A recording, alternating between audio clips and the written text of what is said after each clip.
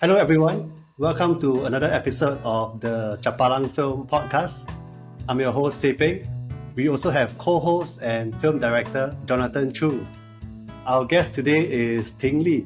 She is a Singaporean sound designer currently based in Portugal and has worked on films such as Pop Eye by Kirsten Tan, Bu Jun Feng's Sandcastle and Apprentice, Eva Tang's The Song We Sang, Tan Pin Pin's In Time to Come, as well as films from Southeast Asia such as Yuni by Camila Andini, and most recently, Tiger Stripes by Amanda Niao Yu.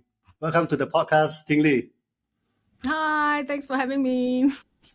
Hi, how have you been, Tingli? How have I been? I've been very cold. But although Right. Portugal is kind of known for its sun and beach, but it's winter now. So, and I live in a old house that has very poor insulation. So my studio is at the moment 16.7 degrees. Mm-hmm. Yeah, How- even how- with how- the heating on. How long have you been based in Portugal since you left Singapore? This time round, it's been 2 years. Yeah, Right. but I've lived here in 2013 and in 2018 for a year each. Yeah. Okay, cool. Basically, both times after I had kids, lah. Yeah. But this time it's like with no kids. Right. Okay, so maybe to kick things off, let's talk about your beginnings, right? In Singapore, like how did you started dabbling in sound design? Was it back in film school in Singapore in FSV?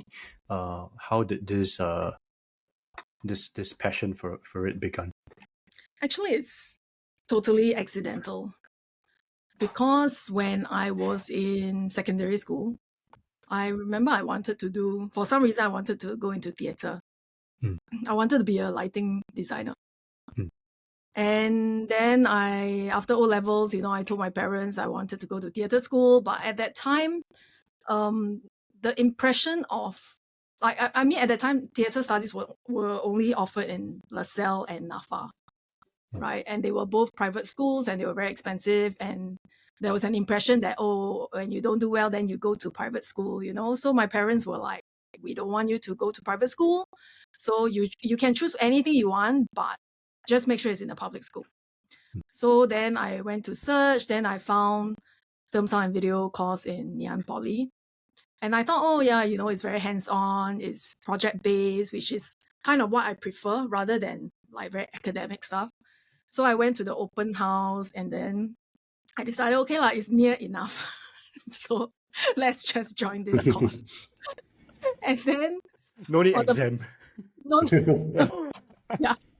Yeah. And then on the first day of school, I think we were in a, I don't know, we all sat in a circle. Then I can't remember which lecturer basically went around to ask like, okay, what do you want to be? So everyone said, director, I want to be cinematographer, I want to be writer, Then I'm there.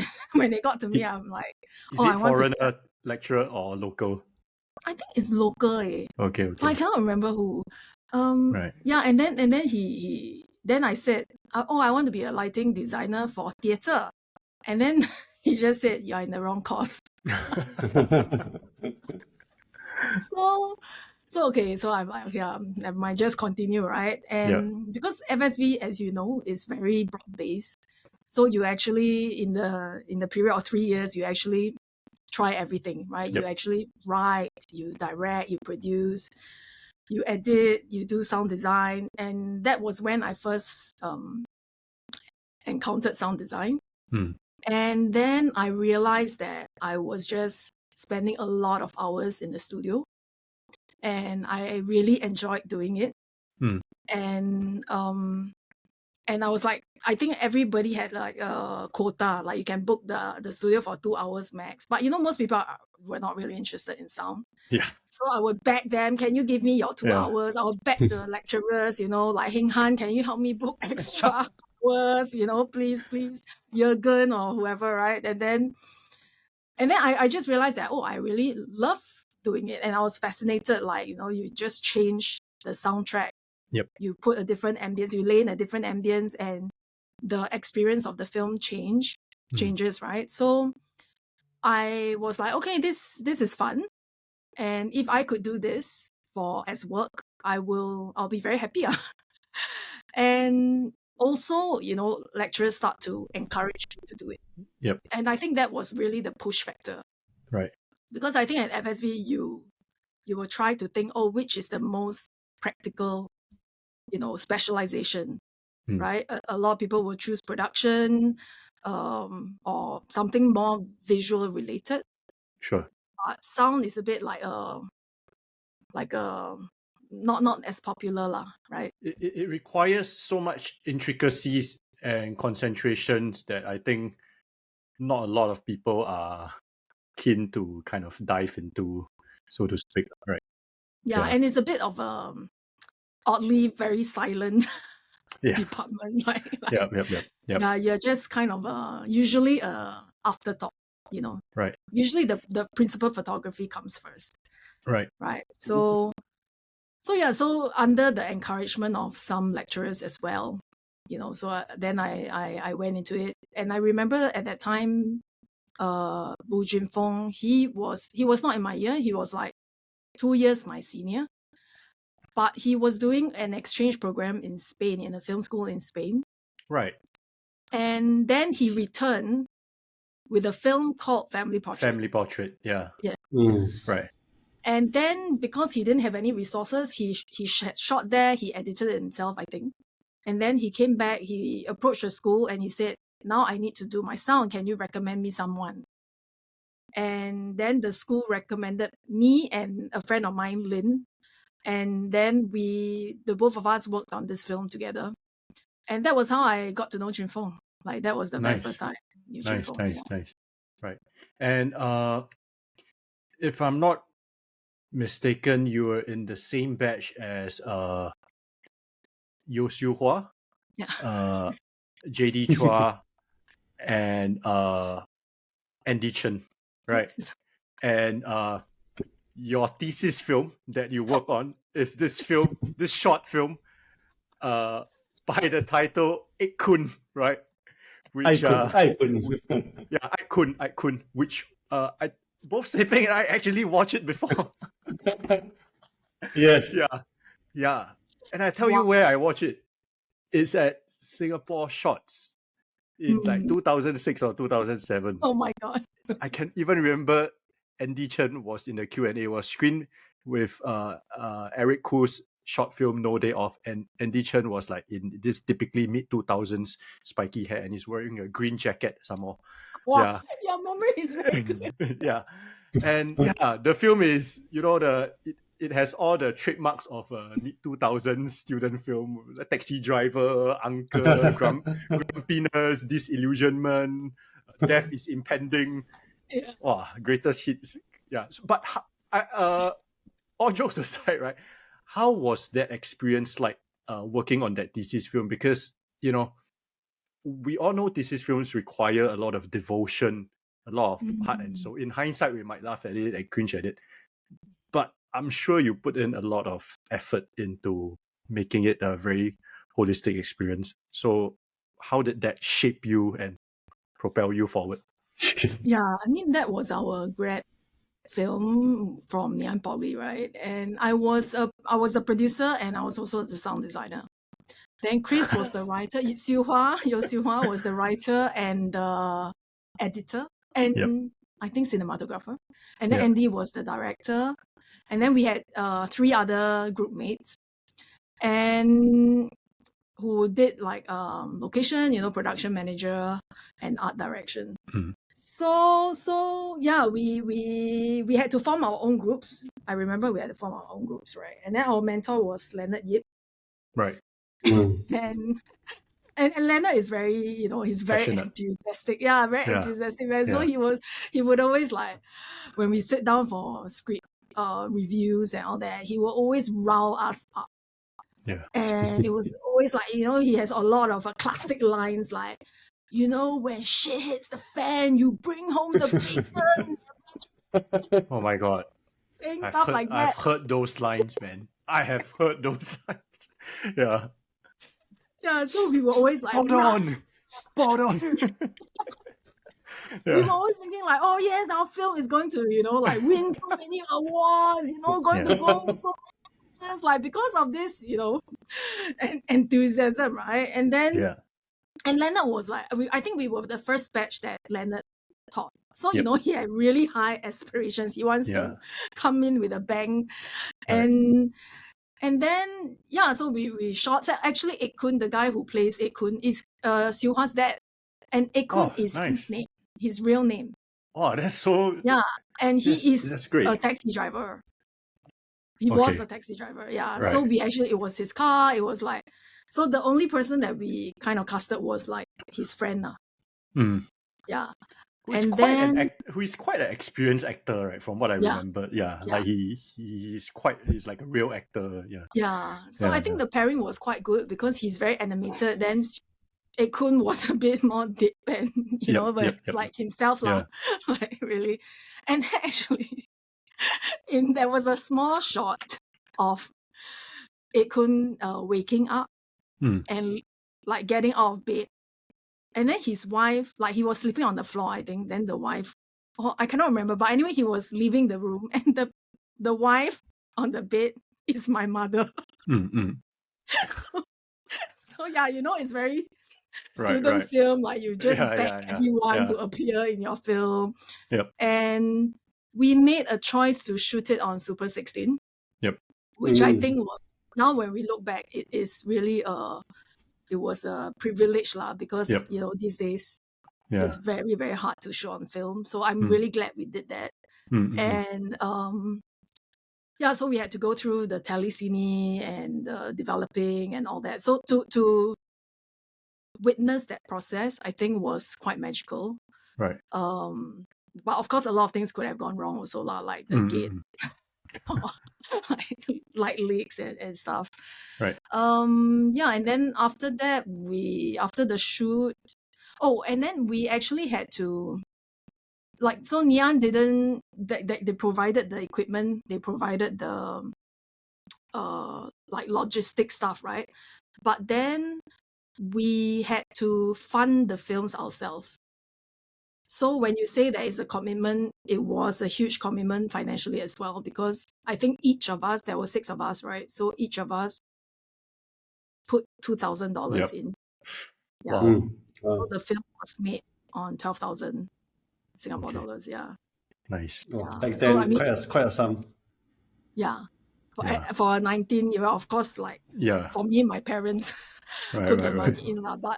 But at that time, you really felt like, it's your calling card.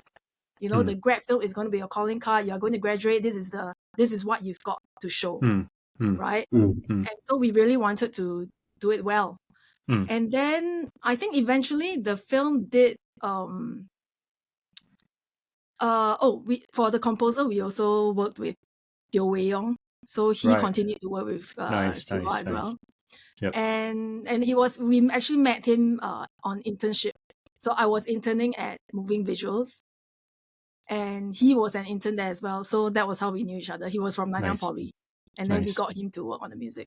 So after FSV, you furthered your studies in the UK at National Film Television School. You majored in also sound design over there.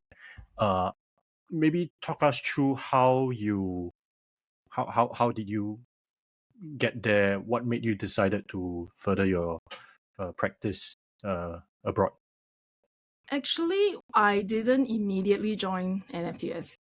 So after FSV, I started to work.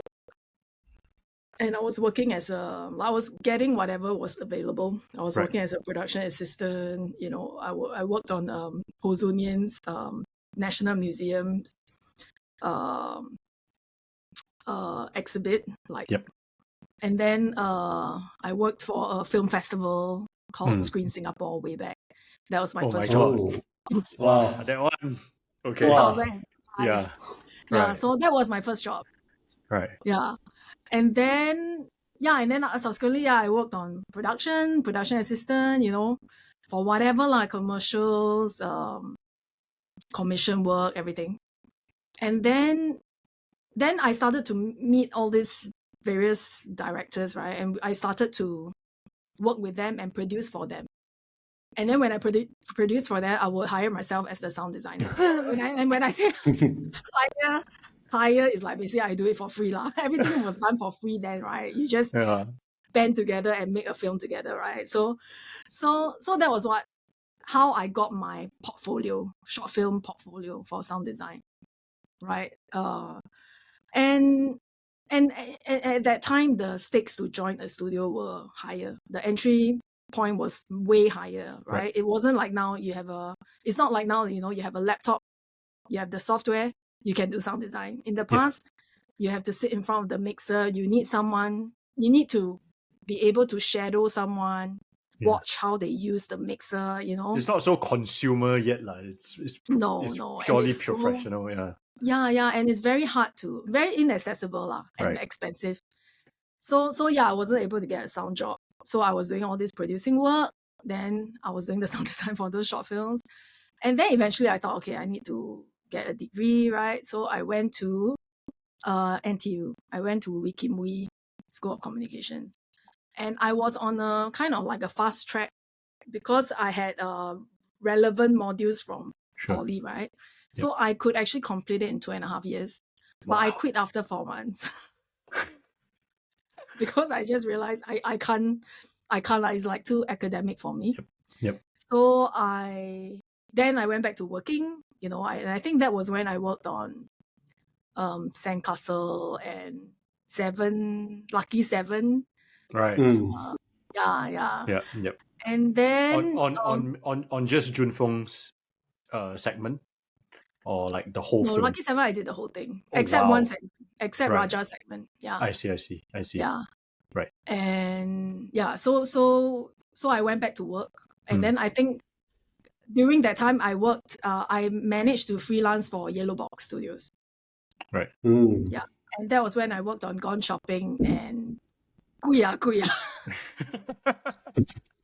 You guys have watched everything, right? Like most people would not know most of this title, but okay, anyway. Yeah. So then I worked for Yellow Box for a stint. I worked for them for like maybe 3 years. Mm-hmm. And then I decided, okay, I need to go and get my degree, right? So I went to SAE. So School of Audio Engineering. They don't exist anymore. And they have like a 1-year degree. So I went in, but then after 1 month, I quit. Again, I couldn't. It was just not something I want to learn. Like I don't want to learn theory, right? And then it was during that time, I think it was the Chapman graduation. Yes. Yeah. The first batch, I bumped into Anthony Chen. And he was in NFTS at that time. Yep. And then we started to chat, and then he's like, "What are you doing now?" And I remember because like when I quit NTU, he actually called me and talked to me for like 2 hours to tell me not to quit NTU.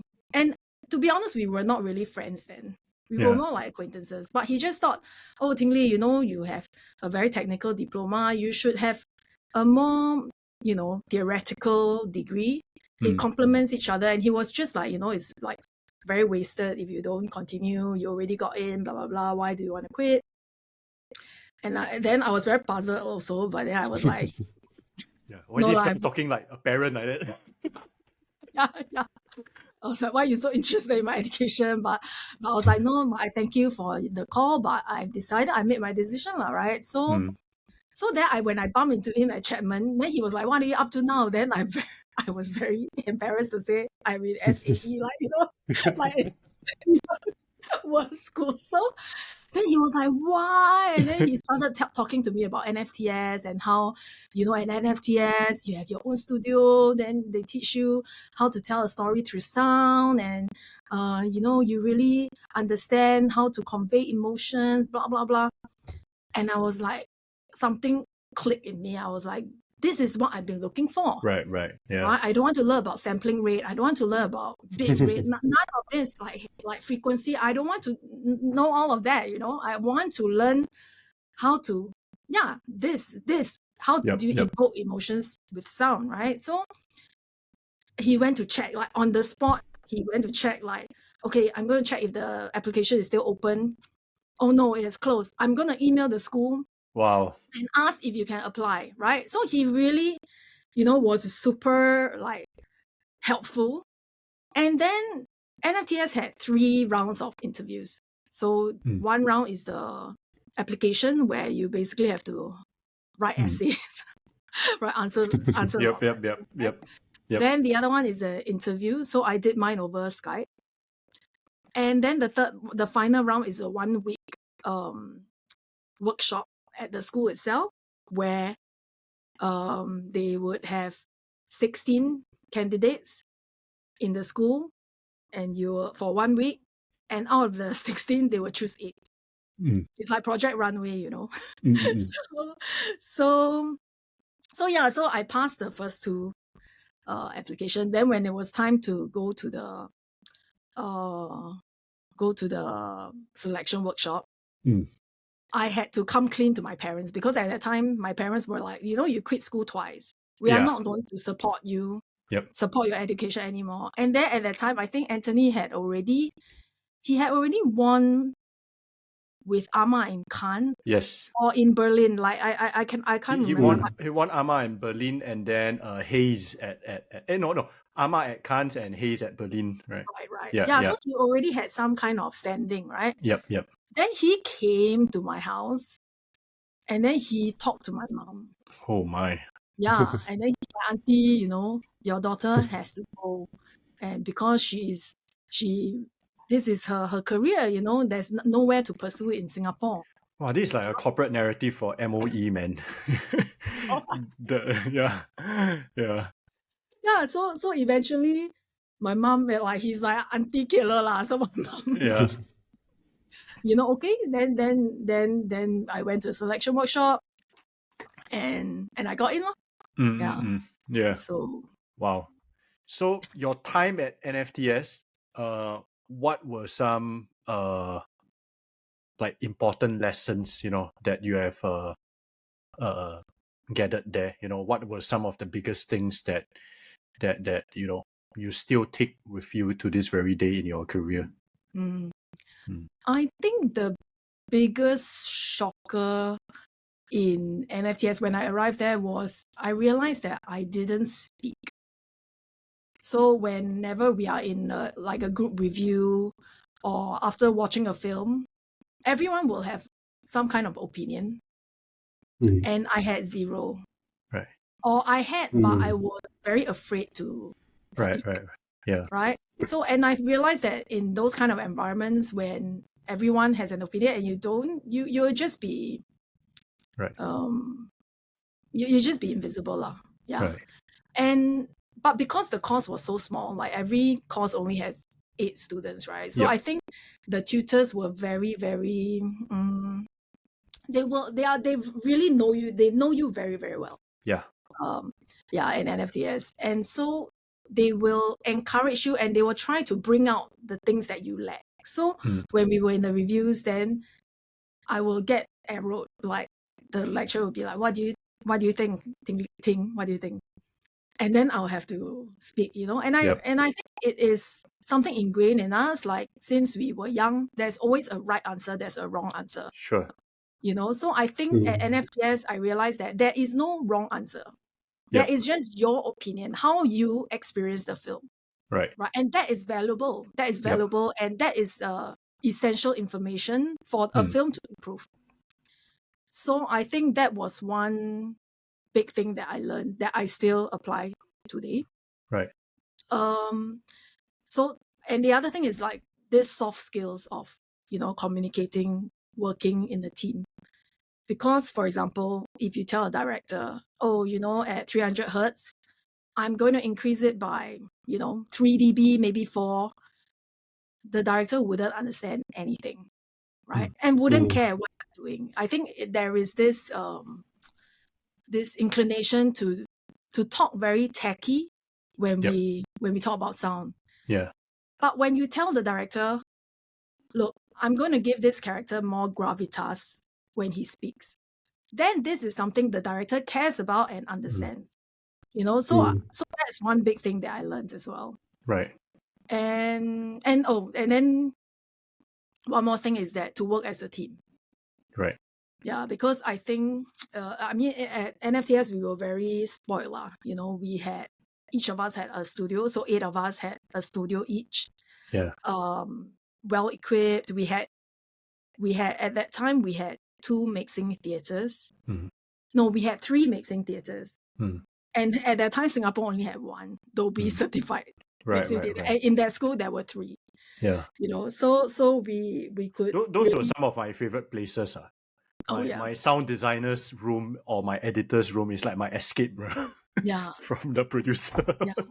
It's such a luxury, right? So after we graduated, then we realized, oh my God, we had all those things like at our disposal. We should have used more of it, right? Yeah. Yeah, there was a big studio to record Foley. You could even put in an orchestra, which we actually did for my graduation film. Right. And so it's the fact that you could work as a team. So we had different modules, like we had so we don't really have like classes. The school acts more like a studio. Yeah. So there are 3 directing departments: fiction, animation, and documentary. And all the other departments are there to serve these 3 directing departments. Right? So we actually just make a lot of films, we do a lot of reviews, we have tutors who are specialized in different parts of their craft to come in to teach us. So we were very, we were very spoiled. And I remember there was one module where we had to basically, one project that we had to work on the track list, so meaning we do all the dialogue, the sound design, everything, but we have to hand it off and someone else has to mix. And vice versa. So you would have to make someone else's track list. Yeah.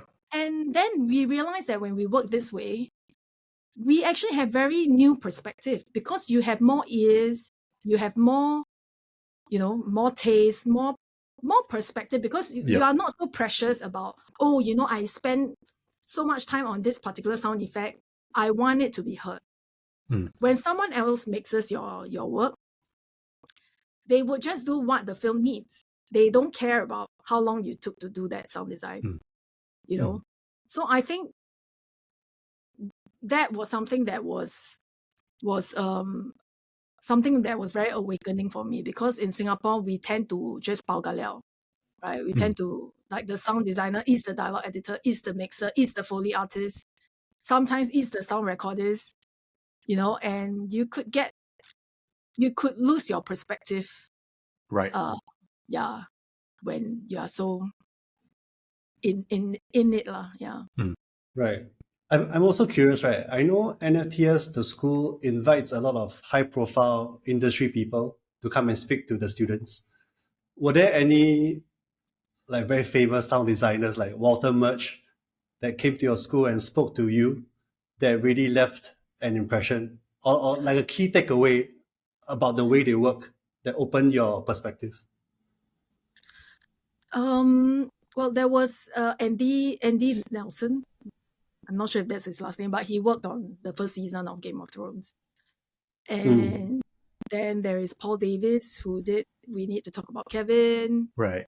And and Graham Hartstone was a key tutor there as well. So he used to run Pinewood Studios. Like, he was the head of sound post-production there, and his IMDb is just madness, like, Eyes Wide Shut. Wow. Them, all the James Bond. Wow. Very, very kick-ass. We had was Chris Powell teaching you at that time? Yes. Chris Powell was my second year tutor. Right, yeah. Oh, we had I cannot remember. But were there any key insights that they shared with you that you still remember till today? There was one, Ian Morgan. Oh, his story was very epic. So he was part of the team for Alien vs Predator. And apparently there was a scene I mean, in Alien versus Predator, there was a spaceship, right? And so all the designers, like, put in a lot of effort and time on that spaceship. And apparently, according to him, like 2 of the people on the team even had divorces because they were spending too much time at work. And they were like, this is it. We are going to win an Oscar, and we are going to, this is the film. This is the film for us, so let's like make it great. And then when they got to the mix, and at that time, everything is not so streamlined, right? At that time, everything happens independently, and really only at the end you realize what each person has been doing, because everything was pretty analog then, right? Yeah. So, like, for example, they didn't know what the visual effects look like. They didn't know what the music would be like, right? If it's going to be fighting each other. So in the end, at the mix, when they finally received all the, visual effects and everything, they had decided to make the spaceship stealth. So there was no sound design, or not as much as they thought, So that was something that was super epic, and you really realize that, like, a lot of people say edit is the last rewrite, but no, actually the rewrite is right before you export into DCP. Yeah. You could rewrite it with sound as well. And even today we have a lot of big decisions are made in the mix. Yeah. I also read, like, one of your influences is the British composer Mel Wesson, who did the sound design for some of Christopher Nolan's films. What about his work is it that you like? So, I mean, when the Dark Knight series came up, I think everyone was just like blown away, right? Like Batman Begins and all that. So I was very, like, when films that I really get sucked into, and I think we are all guilty of that, right? Like when we watch a film, we tend to be very critical. We are very aware of the filmmaking that's going on, right? Yep. But when a film really sucks you in, and you actually stop critiquing it, and you just watch the film, then I think there's a huge, that means that the film has done something right. And when I encounter this kind of films, I'll usually go and watch it again. So the first watch would just be to enjoy the film. Then the second watch will be what worked in that film, right? Especially from a sound point of view, because that's not always obvious, right? So then I realized that, these films that I always rewatch always had this name in it, Mel Wesson. And he always credits himself as an ambient music designer or ambient sound designer. It's never composer, it's never sound designer. It's always, so I think he's like this line in between the two, where he just kind of blurs the lines between the two. So I think, like, if you watch, Dark Knight, when Batman walks from one environment to the next, you actually feel the atmosphere change. Like, you feel things become more dense. Like, you feel air is thicker. I don't know how to describe it, but and that is all from the sound. So then I was watching some other films, like Secret Life of Walter Mitty. Yeah. And I was like, this treatment sounds very familiar. Then I went to see the credits, and I'm like, there's Mel Wesson. So I started to really, really pay attention to his work. But I think of late, he has not had any new works. Yeah. Right. But for me, that is what sound is. Sound is actually, sound and music, actually, they should serve the same purpose. They should push the plot, the motivations forward. Whether it's sound or music, it doesn't matter. But that's what they should be doing, to kind of push things forward. Yeah. Nice. Right. I think now is a good time to segue to talk about the actual work of sound design. And I saw your IMDb credits, and you have a variety of sound credits. So, for example, you are credited as, of course, sound designer, but also sound editor. Then there is supervising sound editor. There is sound effects designer. there's re-recording mixer, Foley artist, dialogue editor. Can you help listeners who might not be familiar with these terms to explain like not only what these roles are, but how they fit into the whole like chronology of the sound design work? Mm. Okay. So for short films, let's not talk about something smaller, right? You're talking about the full team, right? So if we are talking about full team, then we usually start with the head of department, and that's the supervising sound editor. So you can liken it to a supervising sound editor to a director of photography when you talk about visuals, right? So the supervising sound editor is the one who would talk to the director, will go through the film with the director and have talks, have conversation discussions about what the film needs, what the film lacks, which scenes do we need to re-record for clarity, which lines should we replace, do we need to just basically set the whole sound concept of the film. And then under the supervising sound editor, then we will have the editors, right? So we have dialogue editors and sound editors. So dialogue is someone who is very specialized at getting the best out of the dialogue from the production sound. I hesitate to say clean because a lot of people like to say clean dialogue, but I don't think I don't think clean dialogue is the best dialogue. It's just, the dialogue editor will choose different takes, maybe a breath here, maybe they just change the line slightly, combine different takes to get the best performance, stuff like that. And so for example, if it's a chase scene, right, and if the mic has a lot of like bumps and all that, yes, your first instinct is to remove it, but actually sometimes when you remove it, you lose the energy of the scene, the rawness of the scene. So that's why I hesitate to say clean dialogue. So the dialogue editor just tries to get the best dialogue from the production sound. Yeah. And then you have the sound editors, and the sound editors are usually the people who will lay the ambiences, possibly more organic stuff, like your environmental sounds, like a door close.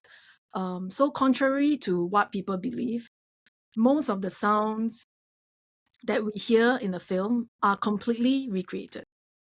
So when they are on set, they would just try to get the best recording.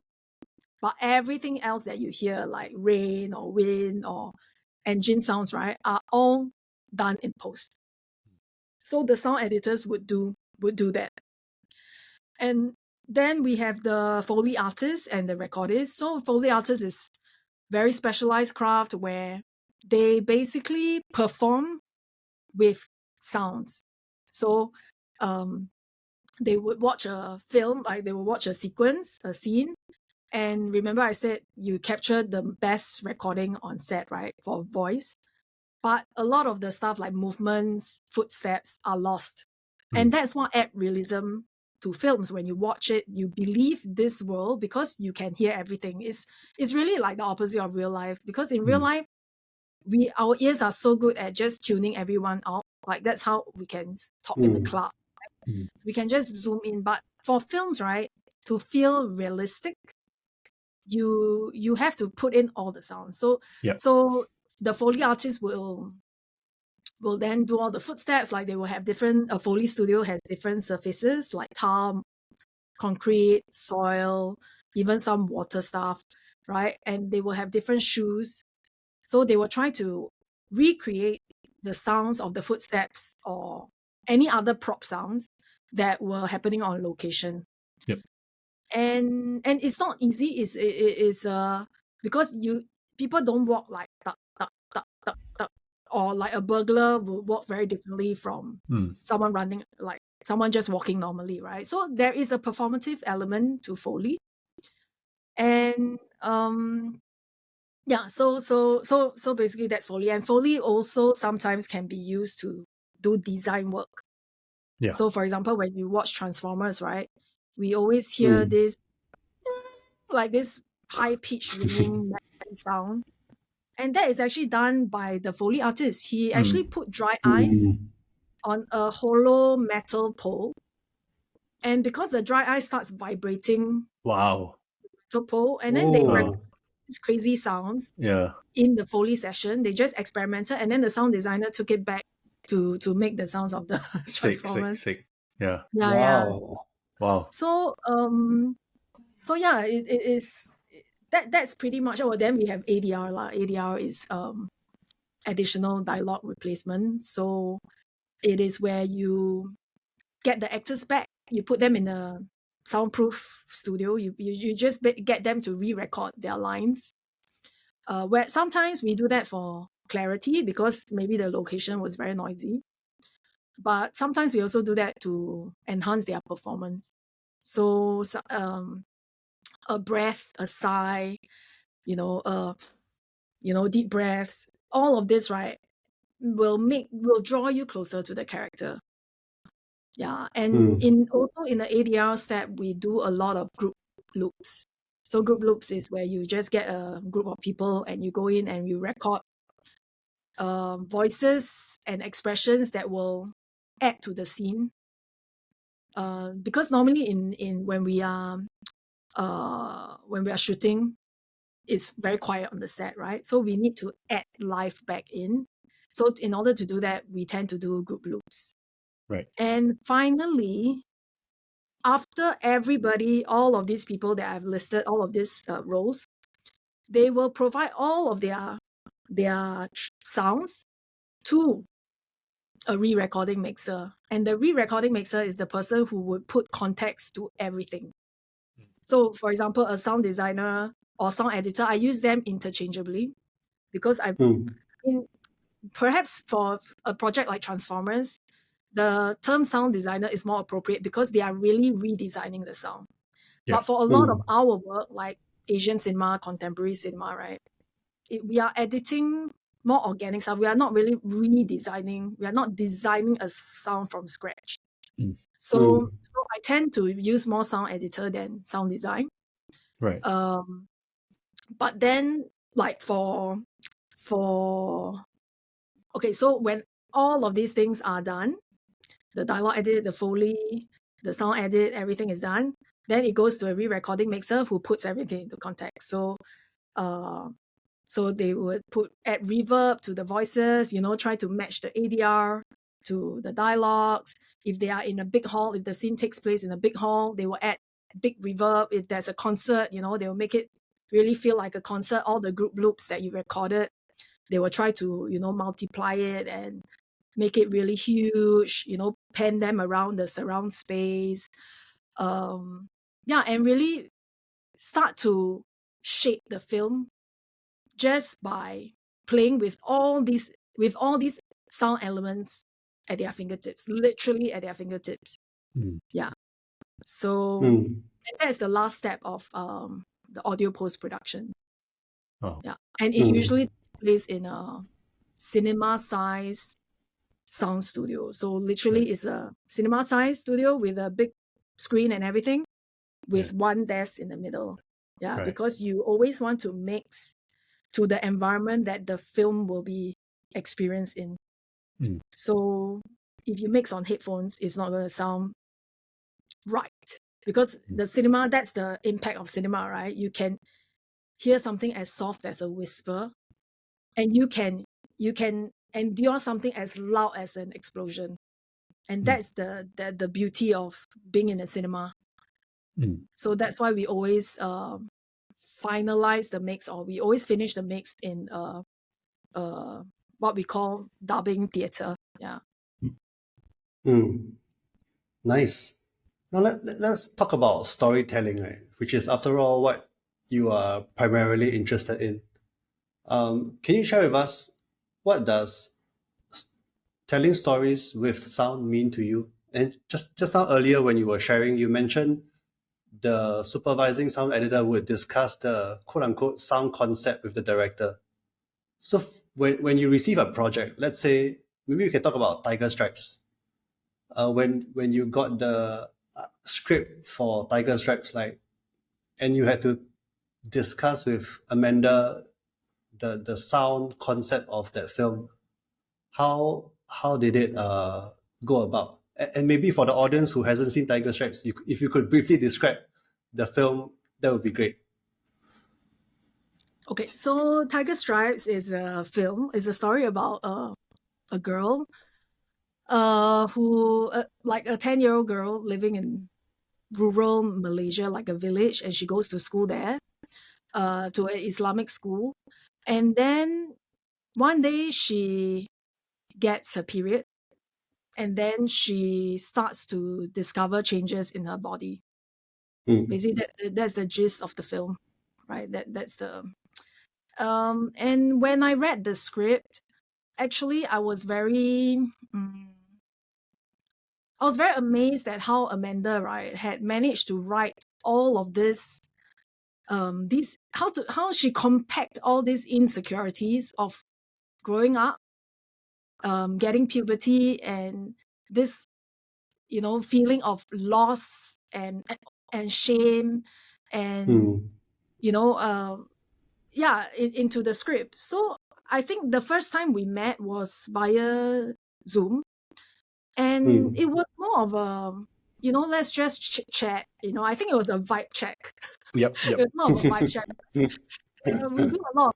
I do a lot of co-production, Southeast Asian co-productions, right? I'm involved in those projects, and usually I have not met the director before, right? So the first meeting is usually just to vibe check, and I was telling her that I shared my own pains, growing up, and it's just something like I felt that I could relate to the story, and I felt it was amazing that she could capture that feeling. It's a hard feeling to capture, and and then subsequently they started to go into shoot, right? So usually before they go into shoot, we would have a chat about how they could record the how they could do a better sound recording, like especially for certain scenes. So for example, the mass hysteria scenes, there are scenes of mass hysteria in the film. So we would say, okay, can you try to record the mass hysteria separately? If there is there's a waterfall scene, so can you try to get them, after a good take, get them to a quieter place without waterfall and try to re-record the same lines? Because we are doing all this because the actors were mainly non-actors, and they were child actors, and we didn't know if they actually could do ADR. They could, because normally ADR it happens when after months after the shoot has completed, and they are no longer in their costumes, they are no longer with their co-stars. So usually it's very hard to get into character to do ADR. So we wanted to try to avoid doing as much ADR as we could. So we asked for a lot of wild tracks, like, could you do some breathing, like, just ask her run on the spot and just like breathed, stuff like that. But actually in the end we had to do ADR with them because of some technical reasons lah. And they were excellent. They were really, I was so amazed with them. Like, I think they because I think they are kids and they didn't have any Right. reservations. When we told them, please scream, they would just scream. They had no, it was amazing. So actually, our fears were unfounded. Yeah, and then of course we talked a lot about the space of the forest. Amanda always said that the forest is kind of like the only safe place for the lead character. So we want it to be beautiful. We want it to sound serene. We want it to be an orchestra of beautiful things that away from the school and the life at home that she knows. So the forest is always the most safe and beautiful place. And then when she starts to discover the changes in her body, I think my approach to that was I was trying to understand. I mean, I was trying to produce something that would feel like she had not just changed physically, but also in terms of her senses are heightened. So whatever that was very beautiful, like whatever she heard that was beautiful and comfortable, is now suddenly, intrusive, Yeah. and she can't control it. She couldn't control it at the beginning, right? So, and I remember I heard a podcast about cochlear implants, and it's about how people who first have cochlear implants, they need to learn how to hear again. So, because initially it would just sound like noise, it just sounds like shh, and they need to learn how to interpret this noise back to, what they can understand. So it's a bit like what happens to Zafan, like our lead character. She gets this heightened senses, it comes in bursts. She's it's intrusive, she almost painfully so. But later on, it becomes something that is part of her. Right. Yeah. So I think that heightened sense was what I was trying to go for in certain scenes of Tiger Stripes. Right. Yeah. You spoke about the forest, right? And you also work on another film called Anatomy of Time, which also has its fair share of forest scenes. Comparing these two films, right? Were there specifically any different approaches you took to sculpting the soundscape? Was it on a very subliminal level where you put flourishes, or how do you go about it? Actually, whenever I work on a foreign film, I tend to first go to the bird watcher websites. That's a good To start. all aspiring sound designers, yeah, this is the hot tip. Because you don't know what this place sounds like, right? Like you don't know what kind of birds or insects, are from here or are from that place. So I always, and these bird watchers, right? Wow, the community is really very active. And they have like websites where it's just map based, and you can go to exactly that map and you can see all the sounds that these bird watchers have recorded. And there are different bird songs, there are different insects, there are so many different sounds. And they even indicate the time of day and the month and the date. Wow. So you could even go by seasons. Wow. Wow. Yeah, so it's really incredible. It's a great resource because I mean, for these films there isn't any budget, right, to fly you down to record new sounds. And even if you could record sounds there, usually what you see is not what you hear. Like in Red Dragonflies, for example, Jie Kai's film. Yeah. It's so Yeah. serene and so beautiful, but actually is beside traffic. I didn't work on that, but I understood from him that it was Right. you could hear the highway, so in terms of so that's usually where I start, right? Just to go to the location virtually and listen, and usually that gives me an inkling of, okay, I could use this bird is very interesting, or I could use this insect sounds very ominous, and then I start to use that as a palette lah. Yeah, that I could pepper where it's needed. Yeah. And I must emphasize, right, I don't work alone. I always work with a team. So Right. when I say it actually also means the team. Okay. Yeah. So that's usually where I start. And then what I like to do a lot is to take organic sounds and transform them into something different. Yeah. So I think in terms of Tiger Stripes, for example, everything that Zafan hears when she was, when her bodily changes hasn't happened yet, are the same sounds she hears later, but like synthesized or processed.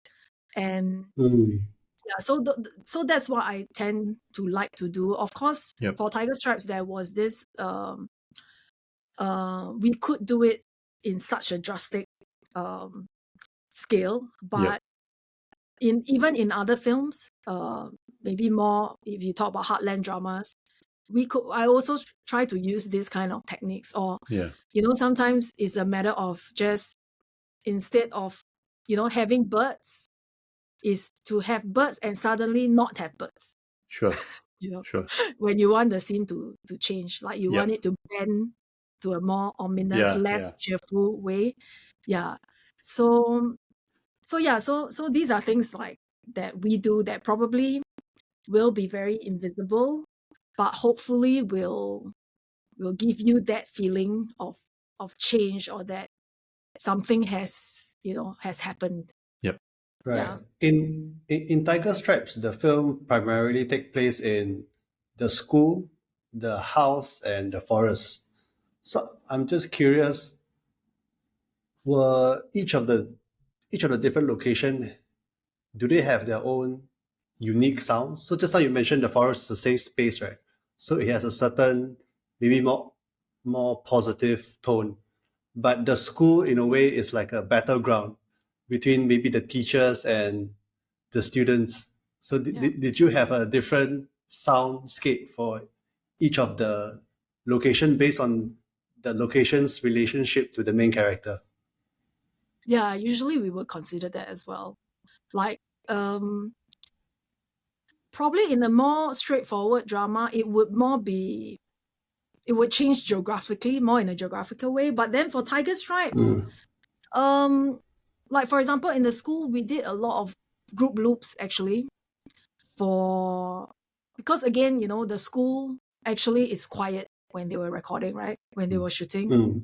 We did a lot of group loops of girls, talking, like when they are doing their CCA, they are doing all the different sounds, and then we just, so that they don't sound absolutely, like isolated.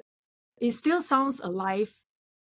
And but I think, like, even the parts where they get so when the school ends and the kids gets picked up by their parents, we also group loop those, like it's like Ibu, like stuff like that, Right. right? How was your day? Dot dot dot.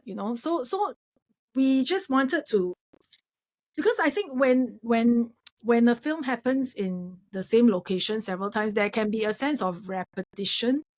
So we need this kind of little scenes. These little scenes are actually very important to kind of break, like give, like refresh, like give you a, like a blink. Okay, this is the next scene. So sometimes when we watch the film and we realize that, the energy here is dipping, then we would introduce something that helps you to refresh yourself. So pertaining to your question, yes, the ambiences are always different, always changing, but it depends. The usage really changes lah. It really depends of the energy of the scene, and the shape of the scene. Yeah. Right. I'm not sure I answered that question very well, but then you can. Yeah, because I'm thinking, right. I think what you just described, sometimes you want the scene to feel alive, so you try to recreate some kind of background life that's happening. Then there is also sound design that is maybe less concerned with that, but more concerned with trying to bring out maybe something more interior or more psychological about the character. Yeah. Maybe for that, Apprentice will be a better example. Yeah. Yeah. So maybe we can talk about Apprentice now. Yeah. That's a good segue. So Apprentice is a story about Aiman, who is a prison officer, and then he gets transferred to the maximum security prison. And there he befriends Rahim, who is the executioner. And then you realize that Aiman actually knows who Rahim is. Like, he has a link to Rahim. Right. And so Rahim asks Aiman to be his apprentice. And then as the story unfolds, you realize that Aiman has a link to Rahim. Okay. So that's I think you can spoil Apprentice lah, because it's been more than 10 years. Yeah. It's more than 10 years. I think most people would have seen it. right. So so basically Rahim was the executioner for Aiman's death. Yeah. So I don't know what went wrong with the background check, but yeah. Anyway, so no, like, it's actually clarified in the story, but anyway. So for Apprentice, so Jin Feng from the start already said the jail is a character. The prison itself is a character. And because it's a character that haunts Aiman. Because Aiman, Aiman has never met the father. So that is his only memory or only link to his father. So what we did for Apprentice, like, so we approached this with this, we approached the film with this in mind. And so when you talk about psychological sounds, Apprentice has a lot of that. Like, even the music, right, had two different scores. One was a more plottish score, and one was a deeply psychological score that really reflects Aiman's, like, the turbulence in his mind. Right. So for Apprentice, there were a couple of scenes. So one of the scenes was actually Rahim and Aiman were having a conversation. And Rahim was telling Aiman about his history, his past. Do you remember that scene? Yeah. And the then one where slow dolly in. Yeah. And then You're in the office, right? Yeah. In the office of the gallows. Yeah. The workshop, right? The workshop. Yeah. Yes. Yeah. Yeah. And then in that scene, what we did was, so at the beginning of the scene, if you can watch it again, at the beginning of the scene, you'll hear that we hear the prison, we hear the rest of the prison, we hear the gallows, we hear activity around. And then as he recounts the story, we kind of do a zoom as the camera dollies in, right? Our soundscape does a zoom in as well, as a dolly in as well. So we took away everything slowly, indiscernibly, until you are really just left with Rahim talking. So for us, it's like we want the audience to go, to lean forward as well. Because everything disappears. So that was something that we did, like, and it's such a simple scene, but we just wanted to, to give it shape, right? Yeah.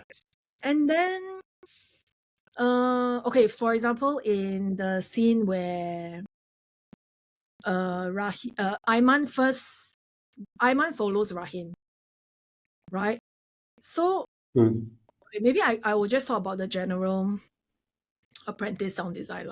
Okay, so for Apprentice, there are two parts of the prison. The new part, which is the prison cells, right? The normal prison, and then the death row cells, where we have the archaic part of the prison, where there are death row cells and the gallows. So we wanted to draw this very distinct. It has to sound very different, yeah. So because the film was shot in a museum. So actually, this jail doesn't exist. This prison doesn't exist. It's a decommissioned facility in Australia. Okay, so it's like a prison museum. So all the shots of the prison, right, with the prison cells closed, were all silent. Like there's nobody behind those doors. Yeah. Okay. Mm. So we one of the challenge was to basically add life back into this prison. Yep. And to design a system, a security system that makes it feel like a maximum security prison. So if you notice, we have a lot of doors, open, shut, beep. So before a door opens, there'll be a beep. The door will open. There'll be a buzz.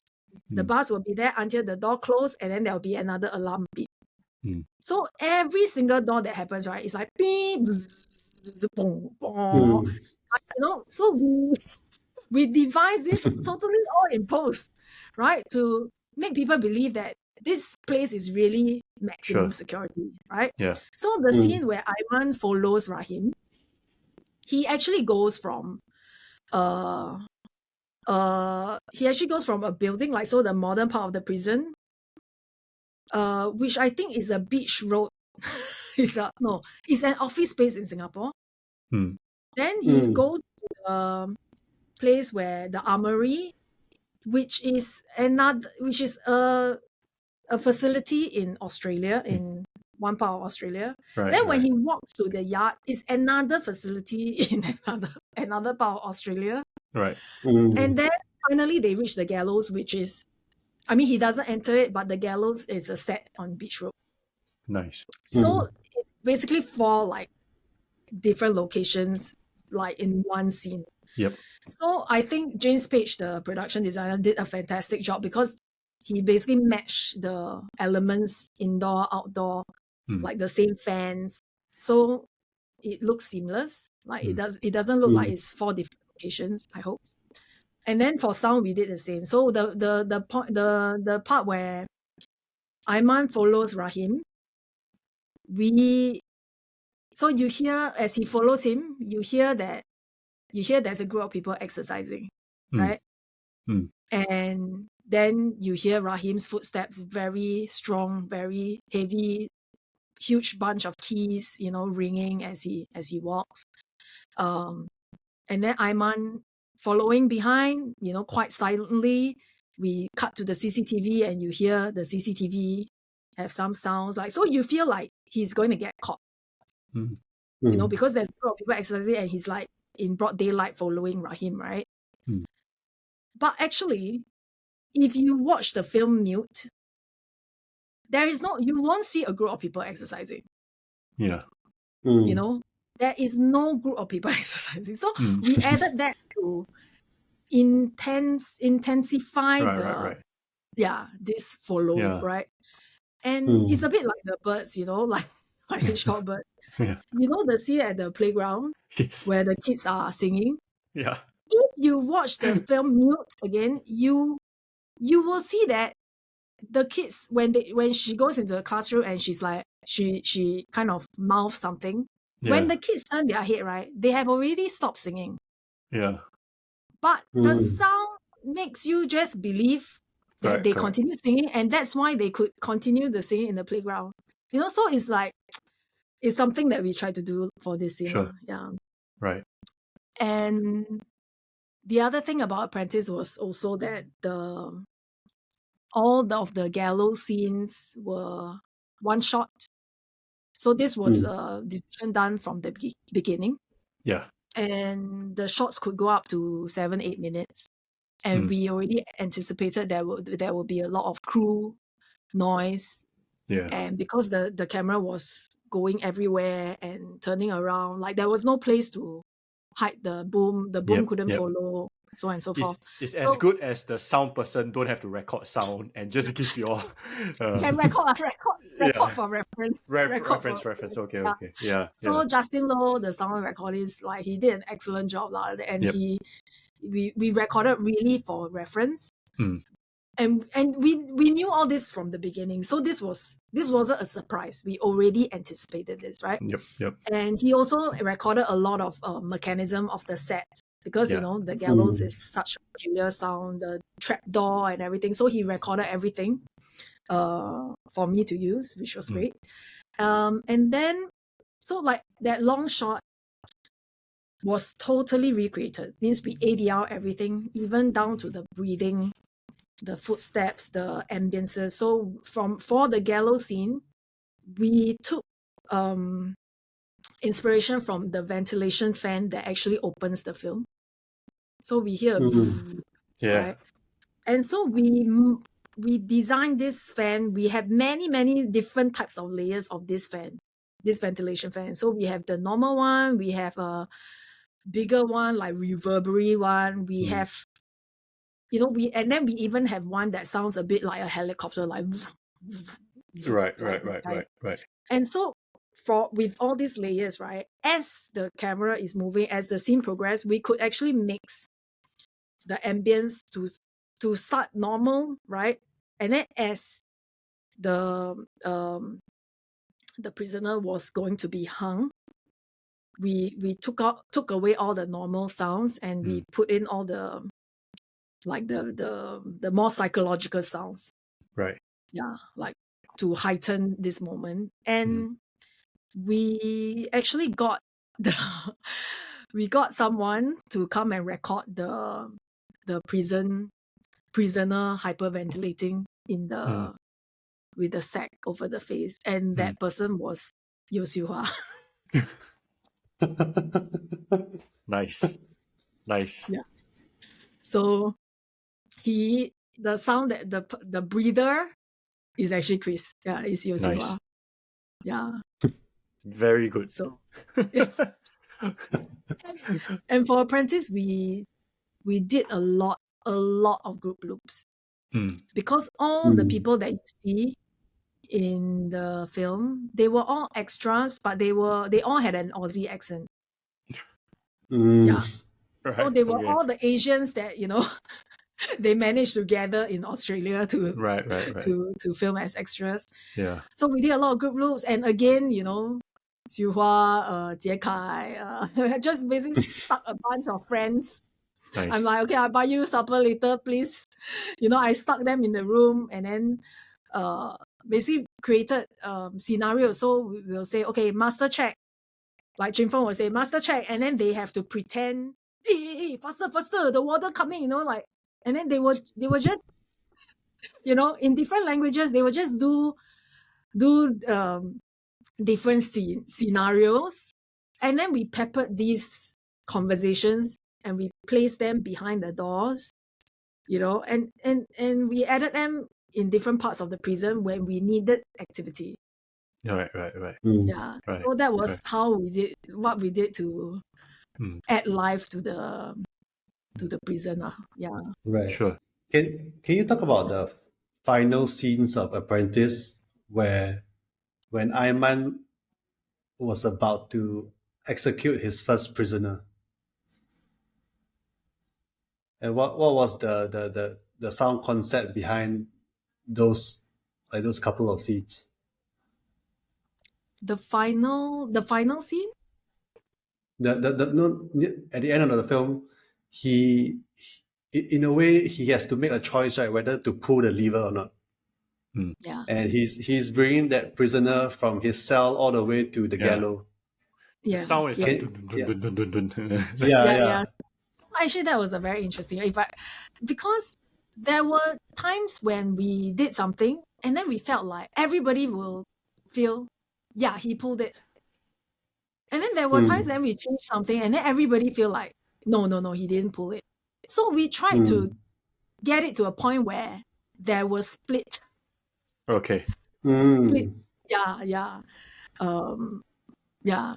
Like, to me, I think it pulled because he's a Singaporean, right? And in a workplace like that, they will make you pull it. It's like, hey, you never do your job.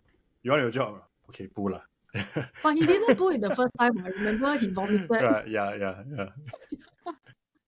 But now it's like bo bian. Yeah. No one else to pull.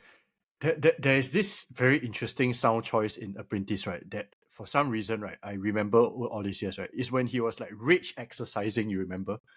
And he was playing very hard rock music, right? And the hard rock music, right, is from local band Observatory, right? Then in my mind, I'm like, why is he listening to the Observatory, right? Like, experimental art rock, right, while doing rage exercising. Like, if you tell me he's listening to Van Halen or Guns N' Roses or even Black Sabbath, right, I will buy it. But the observatory, so where did that come from? Why Yeah. not? Why can't you listen to the observatory while rage exercising? Yeah. Yeah, Well, I but think it's such an interesting choice. That one.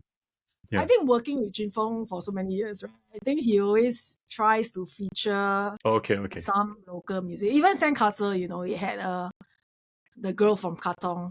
Right. Okay. Yeah. That makes So- that makes a lot of sense. Yeah. Yeah. Okay. Ken. And I think cheaper to get the tracks from the observatory Yeah. than Black Sabbath. That's true. Yeah. Okay. I totally understand now. Yeah. Okay, so maybe we can move into the another film that you work on, Ajoomma.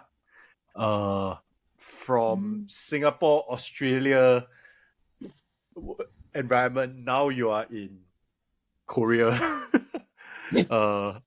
And how was that?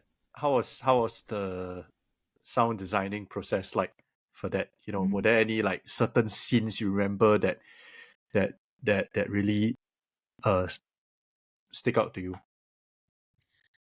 Ajoomma was like super fun. Right. It was super fun, yeah. And also because we decided from the beginning we will mix it in Seoul. So the film was actually mixed by Han Myung-hwan, who was the mixer of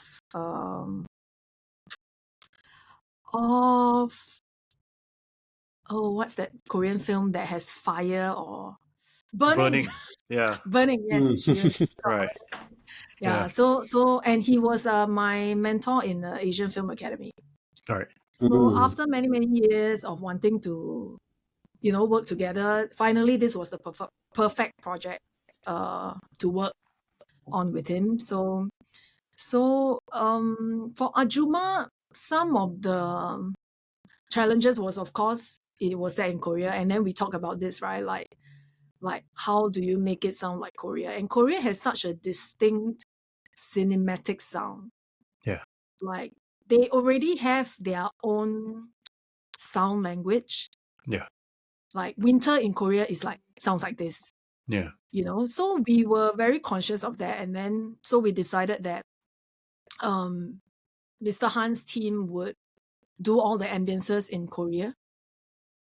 Yeah. So that it sounds good. It sounds like Korean cinema. Yeah. We wanted that Korean. Yeah. Can you just describe for our listeners what does a Korean winter or Korean summer sound like? Korean winter, right?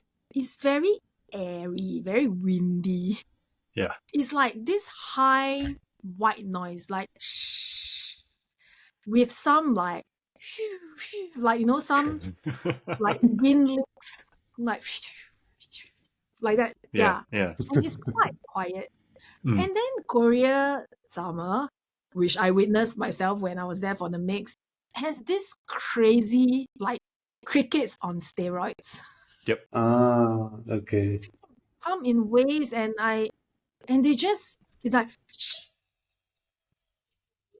And then they are like suddenly in other places, like crickets doing the Kalang wave. Yeah. Wow. So, and I feel like maybe Singapore has, over time, you kind of know how the heartland should sound like. Yeah. In a way. Yeah, there are a few sounds that are inescapable. Yeah. Yeah, correct. So that's why we decided, okay, to make it feel more Korean. Yeah.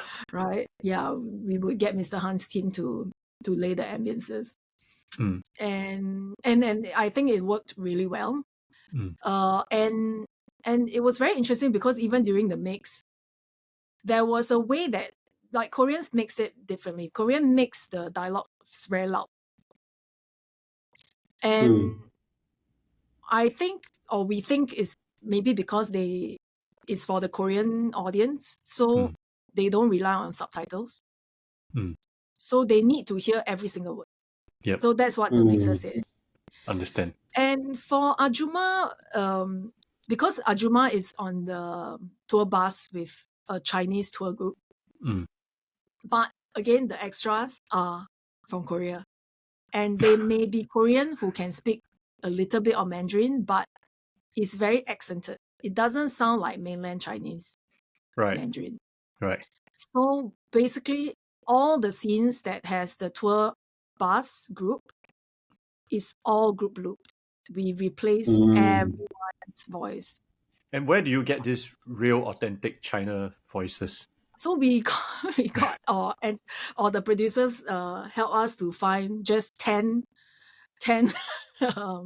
like five women, 5 men Right. to just come into the studio, like Nice. native Chinese. It's quite good. And then of course we had to kind of rile them up, and the ADR Yeah. recordist, Amelia, she's really good. Like, she used to work in talent. She used to work at Hello Group, so she's very good with talents and Sure. directing them. Sure. So she really made them feel, at ease, and Yeah. and after a while we were able to get like very more like, Yeah. relaxed performances from them. Right. Yeah, so like they would say like, oh, why are we waiting for so long? Why isn't she here yet? When she boards the bus, then they're like, oh, that's the one, that's the person who made us wait, blah blah blah. Sure. Like, so Sure. we did a lot of that for In- Ajoomma. Yeah. In situations like that, when you are recording group loops, right, would you say that having the sound, like you say, Amelia, right, who's recording it, right, it's better for her to direct the performances than say the director himself, because it's in an enclosed space? Yeah. Would I you think think it's like that? There's a fine line. For Ajoomma, unfortunately, Shu was ill, and at that time COVID was, Sure. at its peak, right? So Yep. he was actually monitoring the ADR remotely and while being sick. So Okay. in a sense, we got to do a lot of the directing, which we enjoy doing. I can't say that every sound designer or supervising sound editor enjoys this part, Understand. but usually, if it's a fine line when the director is Yeah. in the room, right? Even when you talk about mixing, because we know what we want in terms of the sound, but we will always look towards the director and to see if The final it's say on the lah. same line. Yeah, it's along the Yeah. same line Sure. with the director, right? So, and sometimes when it is not, or when you jump the gun, and it has happened before, right? You jump the gun and you think this way works better, but it's not what the director wants. Then then that is like a way where, I mean, that's an opportunity, or that would be a moment where the director maybe can lose some confidence Yep. in you. Yep. Yeah, because I think that a lot of times the director cannot picture what you are trying to, where you are trying to go, right? Because it's not done yet. Everything is a work in progress. The ADR now sounds too too animated, too cute, Right. or whatever. But actually, when you put it with music, when you put it with ambiences, it will sit in. It is the right energy, Right. But so I think sessions with the director, one key thing, and again we talked about soft skills earlier, right? Is that you have to always make the director feel like he or she is in the steering seat, right? And you are not trying to take over the film, right? Because I think it's very easy when time is short, when everybody wants to go home, everyone is hungry, you like the studio is closing, it's easy to just, okay, let's just get what we want and then get out of here, right? But so there is a need, I think there is a need to pay extra attention of all this So for Ajoomma, I would say Shu really trusts us a lot. Right. Okay, so he would always ask for our opinions and all that. So that's great. But I think generally my rule of thumb is I will, if there's something that I totally disagree with the director, I will suggest it 3 times. Yep. And if after 3 times the answer is still no, then I'll move on. Okay. I will not insist on my Understand. point of view. Understand. But of course, over time, I think an experience, you realize that when you can give a work in progress as close to the final product as possible, there's a higher chance of it being approved, right? Being accepted.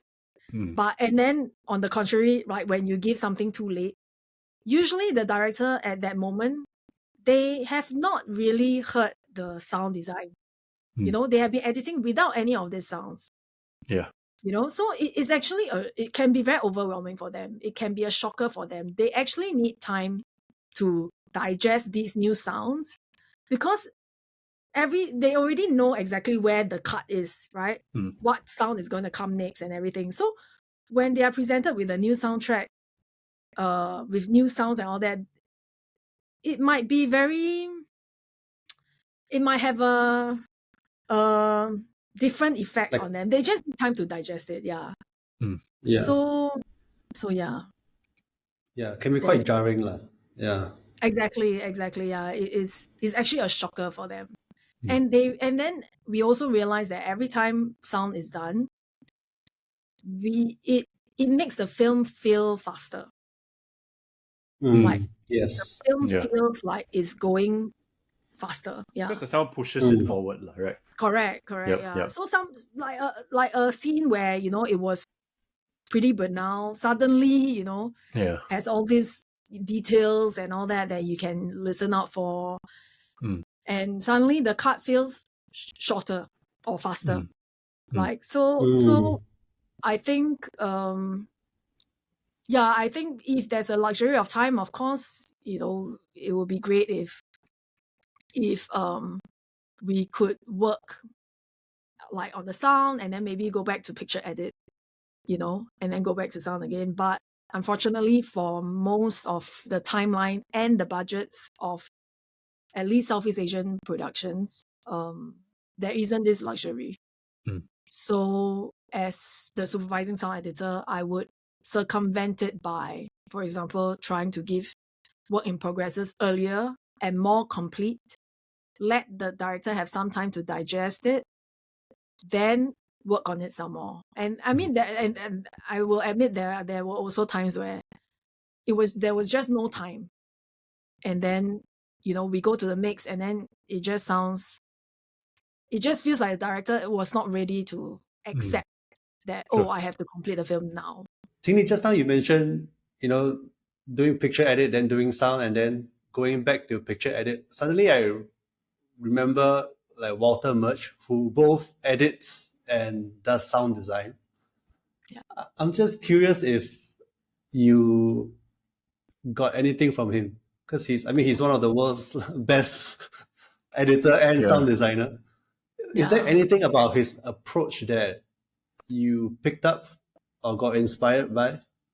I mean, the term sound designer was first coined from him, right? From Apocalypse Now, because the location sound, I mean, Apocalypse Now the sound was totally recreated in post. Yeah. So and that was when the term sound designer came about.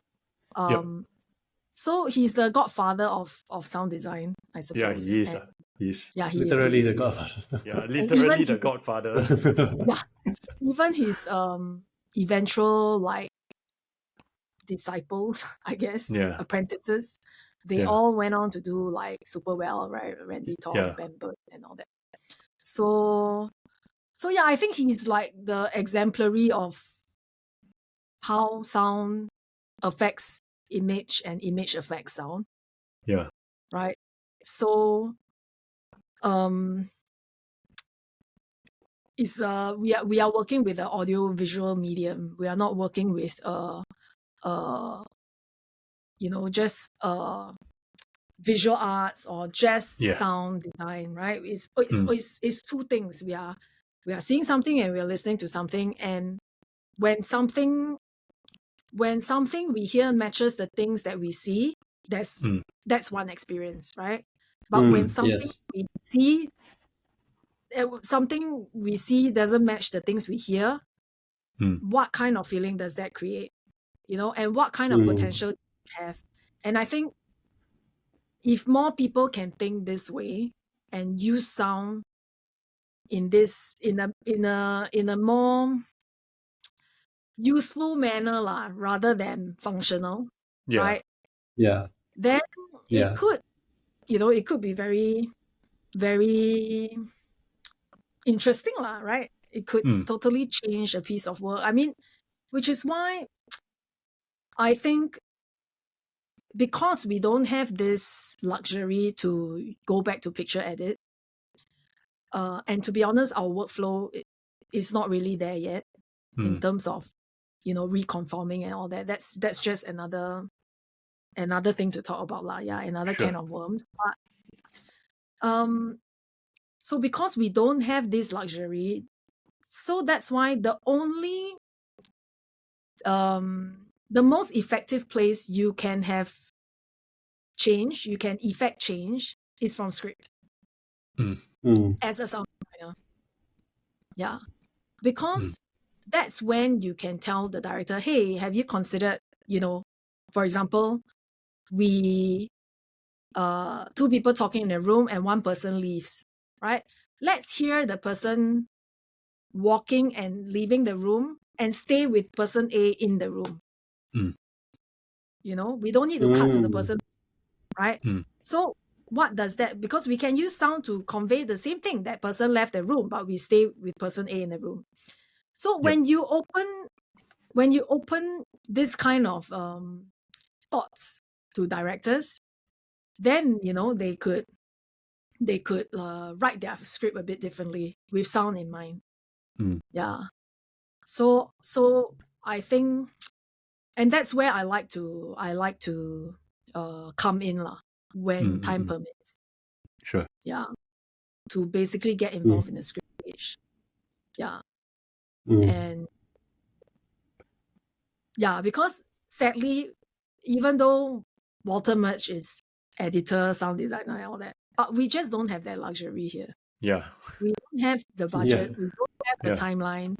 Yeah, to go back and forth. We just don't.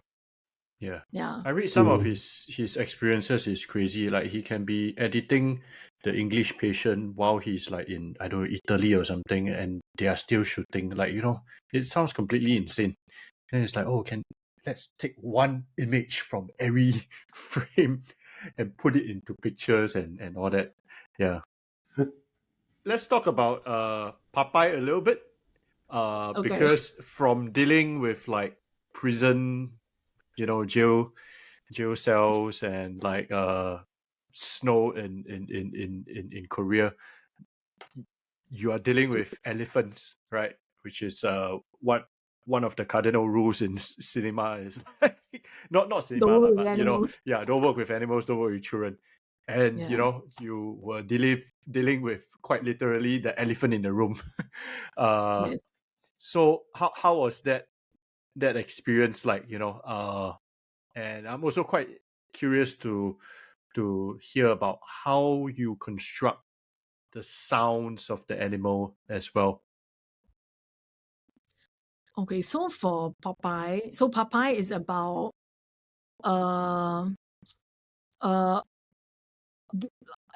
jaded architect living in Bangkok, who one day goes on the streets of Bangkok and finds his childhood pet, Popeye the elephant, and then he buys the elephant and makes a rash decision to take a road trip, walk back to his hometown with his childhood elephant. So this is the story.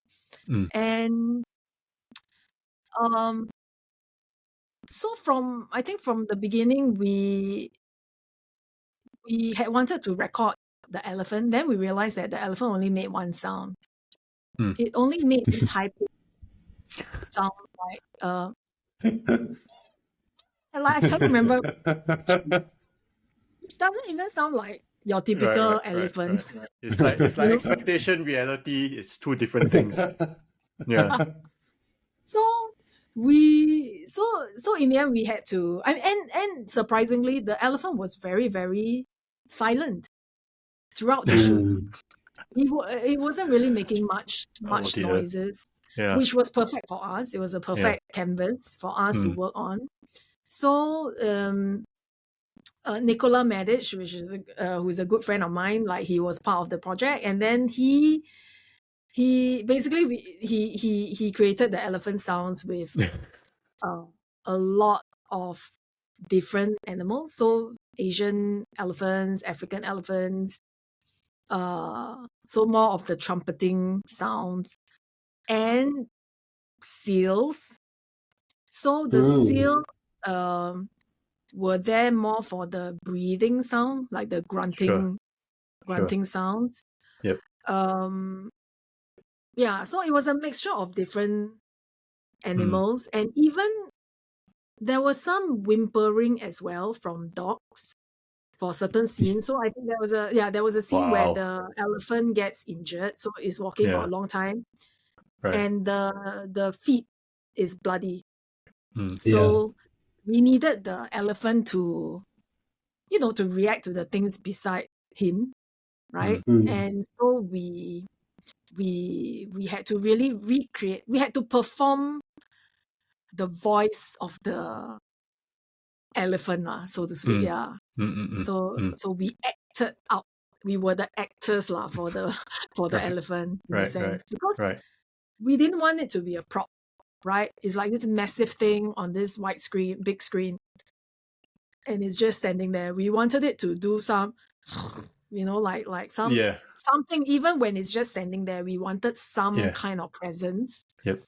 So that was what went into the elephant sounds. Sure. How did you guys landed up on the sound of seals? Because there are so many animals out there. Like what is it about the seals that clicked? Why not like polar bear or I don't know, dolphins? I think it's just like what we had in our library. We just like auditioned several animals, and then we took out the stuff that we felt, okay, this could be for this scene, this could be for that scene. So I think when the elephant was actually hurt, there was this dog whimper, like those like this kind of sounds. Yeah. So it's not just used on its own, but like layered with other stuff, and sometimes we pitch the sounds down, so it sounds bigger. It sounds more like coming from the elephant. Right. Yeah. How important is cliche sometimes? Because cliche is also, they call it cliche because it worked. That's why people do it, right? How important is it sometimes? Because when we watch films with elephants, we have expectations, right? And sometimes like the trumpeting sound. You have to give people that because they are expecting that. So do you like, okay, maybe I'll give the people these things that they expect, and then I'll try to subvert a little bit here, that kind. I mean, definitely. I think definitely, yeah. Like, I mean, if you think horror film, it's the same, right? Like violin, high pitched, yep. classic, and it works. But then you could do your own version of it, right? Sure. But the guiding, I mean, the underlying principle, it just works. But I think that's what's very nice about sound, because it's never a sound on its own. Every sound you hear is always, like different layers of sounds put together. So yes, of course, we have your classic cliche trumpeting, right? Like when I think it was the scene where it sneaks into the house, and then they got freaked out with the trumpeting. But on top of the trumpeting, we would have put other sounds, like maybe a dinosaur roar or something, to just add to that big moment. But it's also important now looking back that trumpeting, because even though you can say that, oh, in real life it's not like that, this is a film after all. You need those things for you to kind of like remind you that you're in a film. Yes, and I think we mustn't forget that most people only watch a film once. Yeah. So if that's the best way to get it across and to have to land in that moment, then use it. Sure. Yeah. Yeah. I think when we are in a sound mode, we tend to pay a lot of attention to the sound. Yeah. Right? Like we are so attuned, we are listening to every single detail, and we can hear every single bird, every single insect. But actually, when a normal audience watches it, because of the environment, because they are watching with other people, there are people eating popcorn, it's not going to be so intricate. Scrutinize. Yeah. Yeah. And they will just be like, watching without and letting it wash over them in a way. Right. They are not paying attention to it like us in the sound mix, right? So sometimes I feel like we need to take a bit of break from the sound mix. It would be nice, like for example, we work Monday to Friday, we have the weekend off, come back with fresh air and just watch it. I always tell the directors, watch it like you're watching a film. Don't watch it like you're in a sound mix.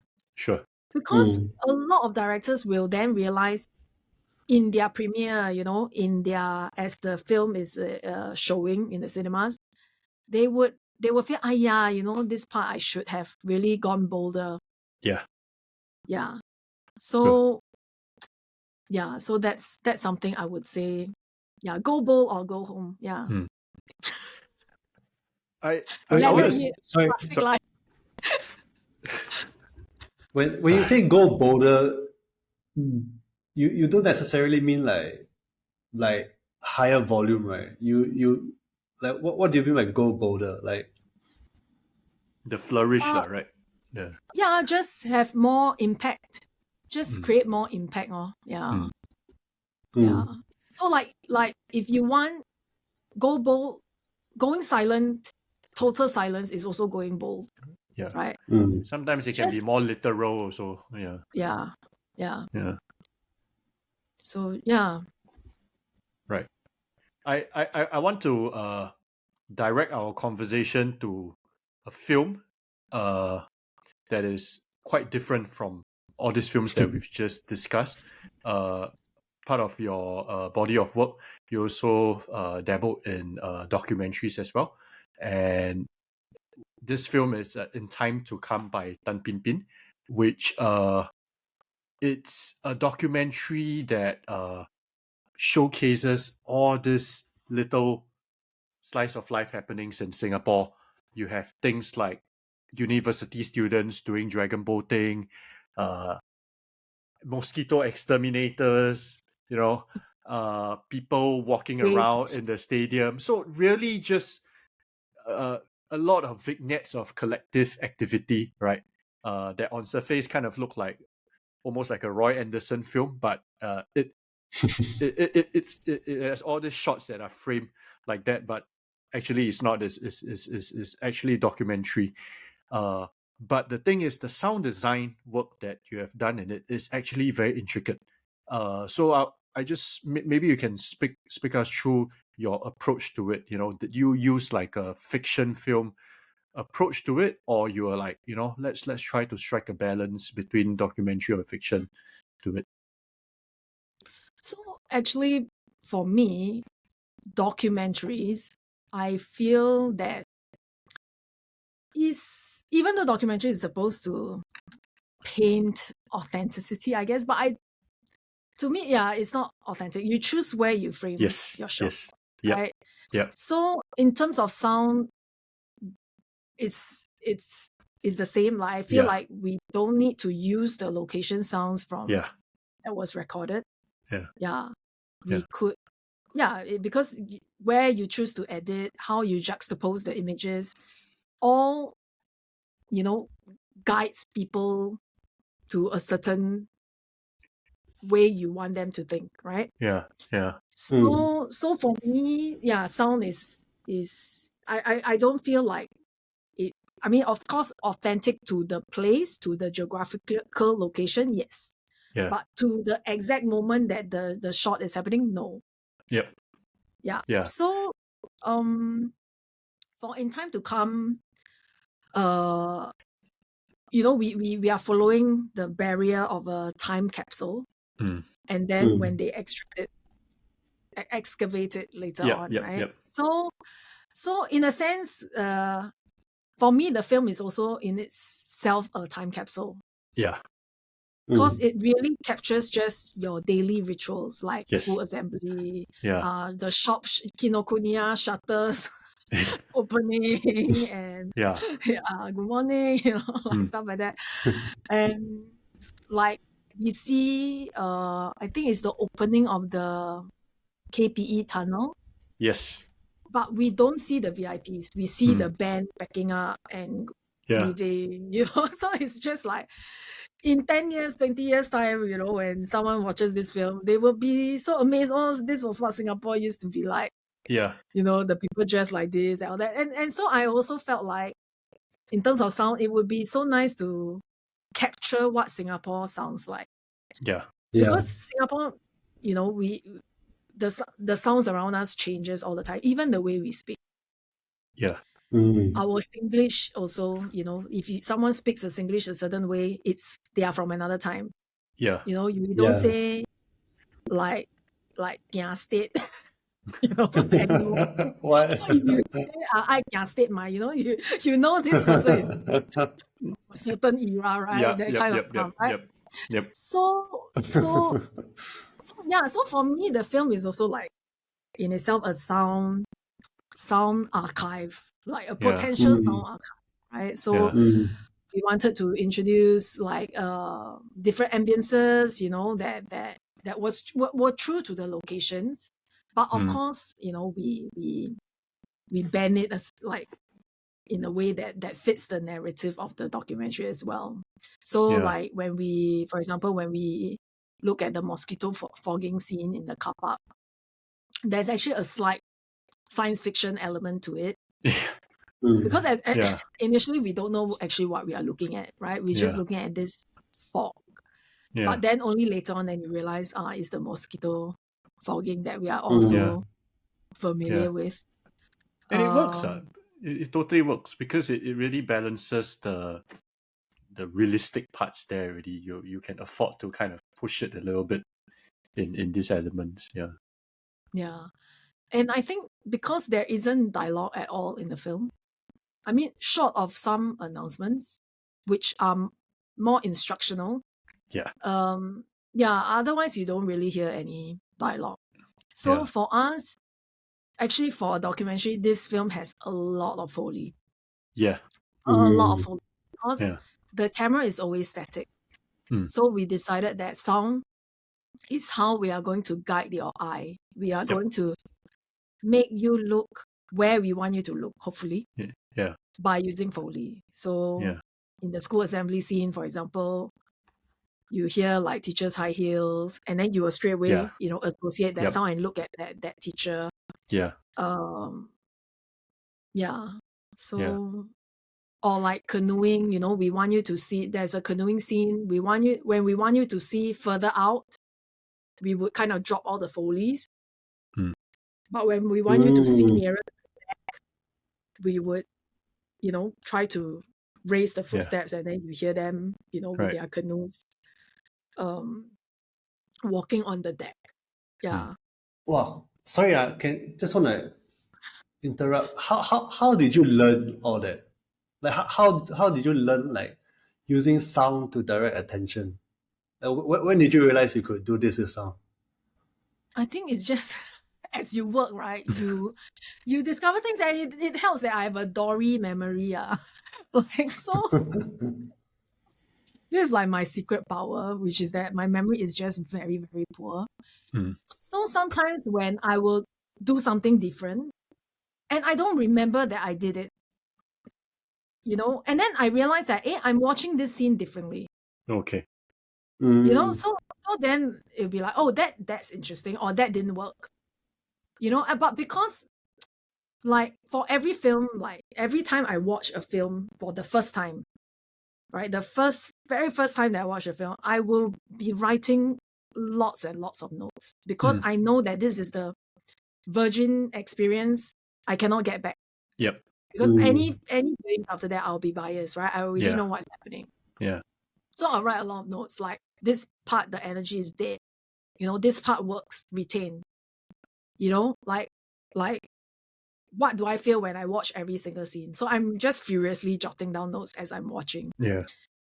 And when I'm like stuck or something, I usually go back to those very, very initial notes. And I'll remember, oh yeah, this was how I felt like when I was watching it. But then this lousy memory also allows me to watch everything new. In a sense. Yeah. So, and actually there is a Portuguese filmmaker, and I cannot remember the name, but he has a film that basically is just something like this, like white shots, and you would just look where the Foley is. Yep. Yeah, but I really cannot remember the film. But if I do, I'll let you know. Cool. Yeah. White shots. Is it Pedro Costa? No, it's not Pedro Costa. It's like more experimental. Okay. Some experimental Portuguese filmmaker. Yeah. So. So yeah, I mean, I think I mean, just try. I think I sometimes I give workshops to laymen, and we would just give the same animation. It's a boy meets girl animation, very simple, and we'll say, okay, half of you make this into a romance, and the other half make it into a horror film, and it's the same film. It's the same 1 minute scene. Yeah. And you'll be like, it's amazing. Like, you just by changing, not even music, no music is used. Yep. But just by changing the sound design, you completely change the genre. So yeah, it's fun. So fun. Yeah. I do that with my students sometimes. So, just to like, I will take this scene from a Steven Soderbergh film. I forgot what is it already. He shot on smartphone one, and they are in a padded room, so there's literally no sound. Then I'll like, look what I do when I play the national anthem here. And they are quarreling just to let them see how ironic sound is. Then they will laugh, ha ha, like they just discovered sliced bread for the first time. Right? So it's I always use the same example, but it's so powerful how sound. And then I'll take another like Hans Zimmer, like Inception. Then they're like, this is what you're used to, right? Tension plus tension, you stack and stack. Yeah. Then you put like some surf guitar in, and it's like another thing. Correct. Yeah. Okay, cool. Now as we come to the end of this episode, we will usually end off with a quick fire round. So we usually will ask our guests a few questions, and you can just like give your answer. Okay. The first one, Siping, do you want to go sure. the first one? So Tingli, if you had to sit through a film blindfolded and only listen to the sound, what film would it be? I would listen to Gravity in Dolby Atmos. Wow. Nice. All right. Yeah. Okay. John, you next. The second question, favorite Singapore film director? This one bias question. Jonathan Chino. I would say Eva Tang. Okay, cool. Yeah. Nice. Yeah, you also worked on the songs we sang, right? Yes. And do you want to briefly talk about that? Yeah, I mean, the songs we sang from a sound perspective is not, very. I mean, it's a talking documentary, right? It's quite straightforward, but watching that film made me feel like I am who I am today because of these people, because of these experiences. I speak like this, because of this. Like it, and then I feel like that was very enlightening for me. Yeah. And And even like songs we sang, we had the brass brasa scenes, and Mm. we did some interesting things in the mix, to kind of make you feel like you were there. So, for example, they were singing like this Xing Yao song, right, at the end. Mm. And then 邂逅, right? 邂逅. 邂逅, They were yeah. singing 邂逅, yeah. And then the camera was tilting up. So we actually we EQ'd the singing. We kind of like we kind of took the lows away. So as the camera pans tilts up, we took the low frequencies away. So it also sounds like the sound like became lighter. Oh, okay, like okay, stuff okay. like that. Yeah, So yeah. we Mm. did some stuff Yes. to Yeah. go with this whole Yeah. mood. Yeah. It was just very wholesome. Yep. And everyone's command of Mandarin is so good, and it's really the first Singapore film that I feel is authentic in language, like as in these people speak like this. There's nothing contrived about the way they speak, Yeah. which I can't say for other films now, because Sure. our on-screen dialogue is just, I don't know, it's very contrived It's sometimes. always a point of conflict. Yes. Yeah. Yeah. Okay. Siping, you want to go with the third question? Yeah, sure. Walter Murch, or I don't know how to pronounce this guy's name. Tu Tu Chi, is it? Yeah.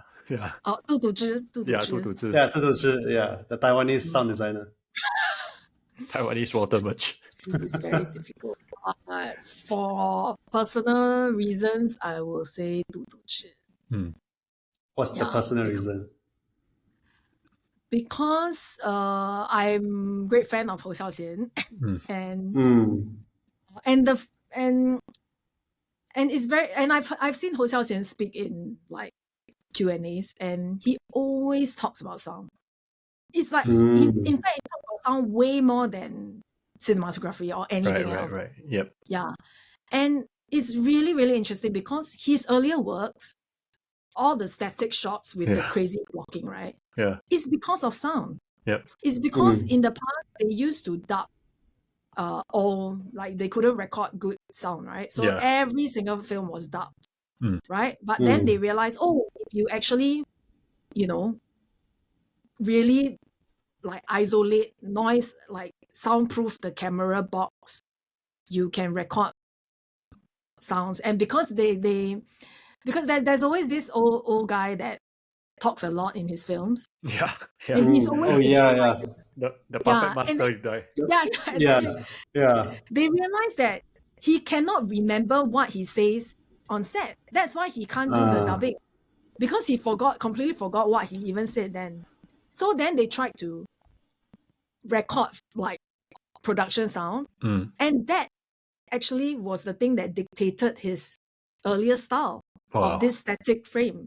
Yeah. So Hou Xiaoxian's, style is because of wanting to capture good sound. So Nice. Okay. All right. Next question. Favorite film composer? Oh, Mel Wesson. No? Okay. Yeah. Right. Fun fact about him, right? I was just doing some quick read up, right? He actually contributed to the very famous song Bittersweet Symphony. Yeah. Really? Yeah. Which is just also another fun fact about him. Okay, I need to check it out. Yeah. Okay. The next one is a sound design choice question. In very common local sound design flourish, the early morning choir bird, or using subtle traffic and car horn in the background, which is your go-to like move? Definitely the koel bird. Okay. How many times have you used it? To be honest, it's an Easter egg. Every single film that I work on. It's a must, right? Yeah, it's like my little thing lah. Yeah, my Yeah. thing. Yeah. Yeah. So, but I mean, sometimes it's like super in the background, but it will be there. Right. Yeah. Mm. It's Okay. like you come to Singapore, need to eat chicken rice. You work on a Singapore film, need to add Albert. Yeah. Exactly. Okay, Seping, you want to go with the next two? Yeah, sure. What's your most like hated audio post pet peeve? Unnecessary Foley. So, and I'll explain because in the past 2 years, I took up knitting and crocheting as a hobby. Okay. So, usually watch very like very stuff that I don't really need to watch. Yep. Just in the background. So it usually tends to be some Korean drama or Chinese drama. Okay. Yeah. And some of these Chinese dramas are so horrifyingly mixed. For example, right? Because it's all dub. I don't understand why it's dub. But it is dub. So they Foley everything. And for example, if I sit back on my chair, there will always be a thud. Yeah, and I just cannot. Yeah, like even just watching in my peripheral view, I will change series. Right. Yes. Okay, the last quick fire question. What's the best headphones for sound designers? Can I say two? Sure. Okay. Sure. So I have been a long time user of Audio Technica, ATH50X. Okay, and I don't have it here, but basically that has been the headphones that I've been using for the longest time, and I'm very used to the way it sounds, the way it translates. Good. And what? The price point also not that bad. Okay. Yeah. And also because I'm always on the go, so it's a headphone that you don't need any preamp. You don't need audio hardware to amplify the sound. Nice. So you can put it in your smartphone, you can put it in your laptop, anything. But recently I stole my husband's headphones just to try. And because I work on like a lot of podcasts these days, and the podcast office a lot of people use this. So it's the Behringer DT770 Pro. Wow.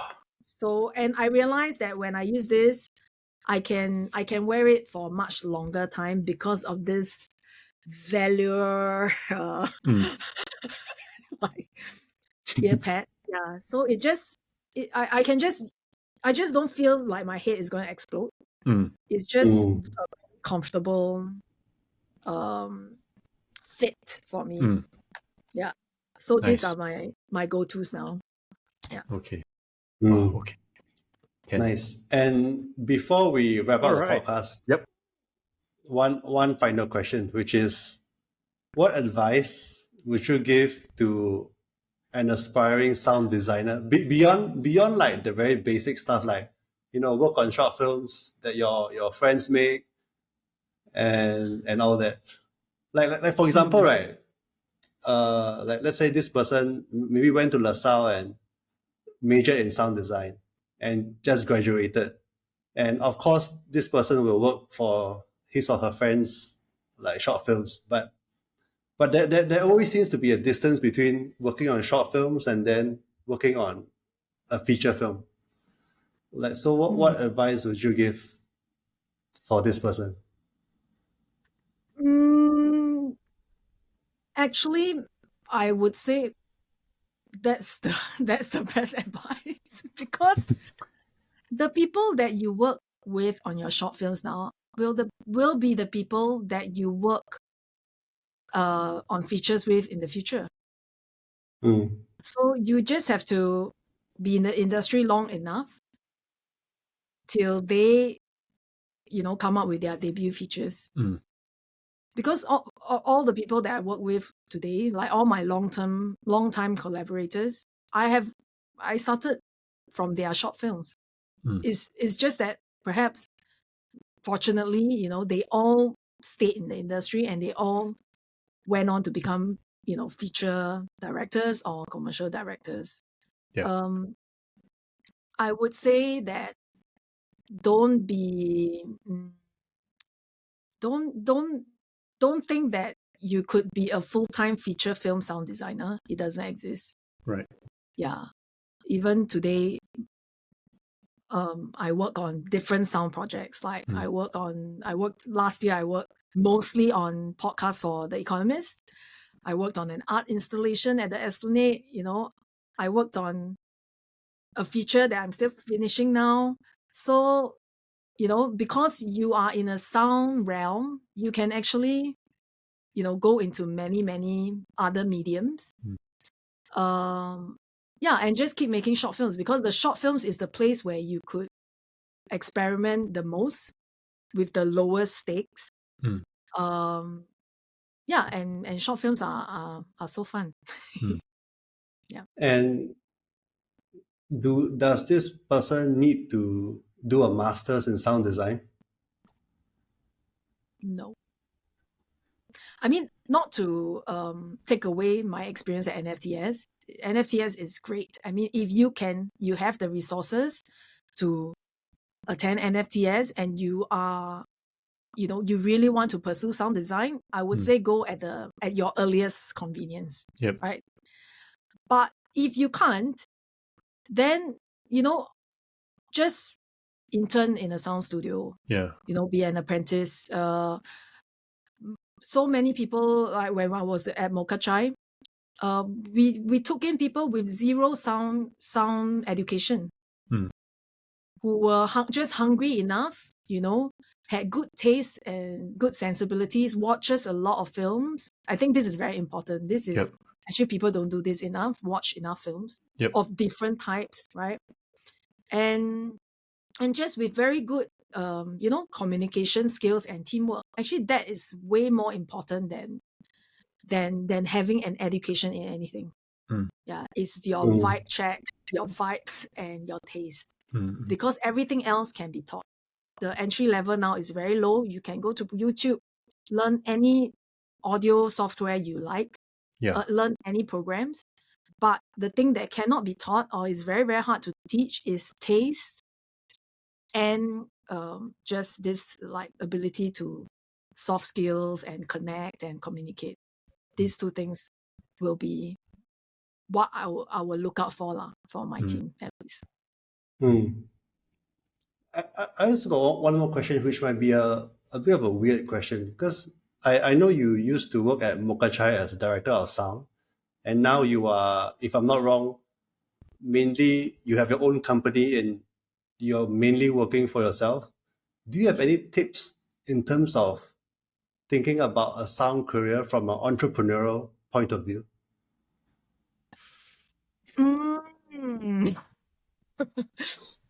I mean, Mocha Chai was a great opportunity for me, I must say, because I met Iwei strangely at the Songs We Sang premiere. And then it was a very serendipitous meeting. And then I went to help him to start his the sound department in Mocha Chai. And then due to family reasons, I moved to Portugal, right? So now I'm on my own. So frankly, it's also been a question mark for me. There was a lot of uncertainties. I think maybe if there is any silver linings of COVID, is that people are suddenly very, very receptive to work remotely, which helps my situation.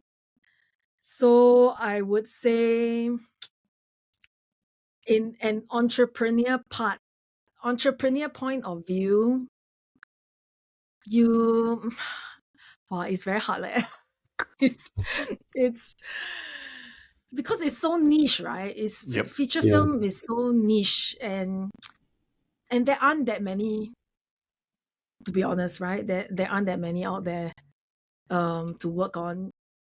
So I would say don't aspire to be a feature film sound designer per se. Just aspire to be a sound person, like a sound artist, whichever medium it is, whether it's in games, you know, in in theatre, in commercials or TV, and and features. Yeah, I don't think from a business point of view, it is wise to be very selective lah. Let's just say. Yeah, we look forward to your upcoming films. Cannot say the name, right? I think actually can it's Yeah. It's Would you already- like to share? Would you like to share the upcoming films that you're working on? So right now, so for those who want to check out my works, you can listen to Economist podcast. And also, for the feature film side of things, I'm currently working on Chang Wei Liang's Mongrel. And then shortly, I mean soon, I will also start on Dong Du Lin. He's a Vietnamese director based in Singapore, and it's a debut feature called Don't Cry Butterfly. It's a Vietnamese film. And then later this year, I'll be working on A Useful Ghost, by a Thai film by Ratchapum Bunba Chachuk. I hope I didn't butcher that. Yeah. All right. Thank you so much. Thank you. Thank you. Yeah, and with that, we've come to the end of the Chapalang Film Podcast. See you at the next episode. Bye bye.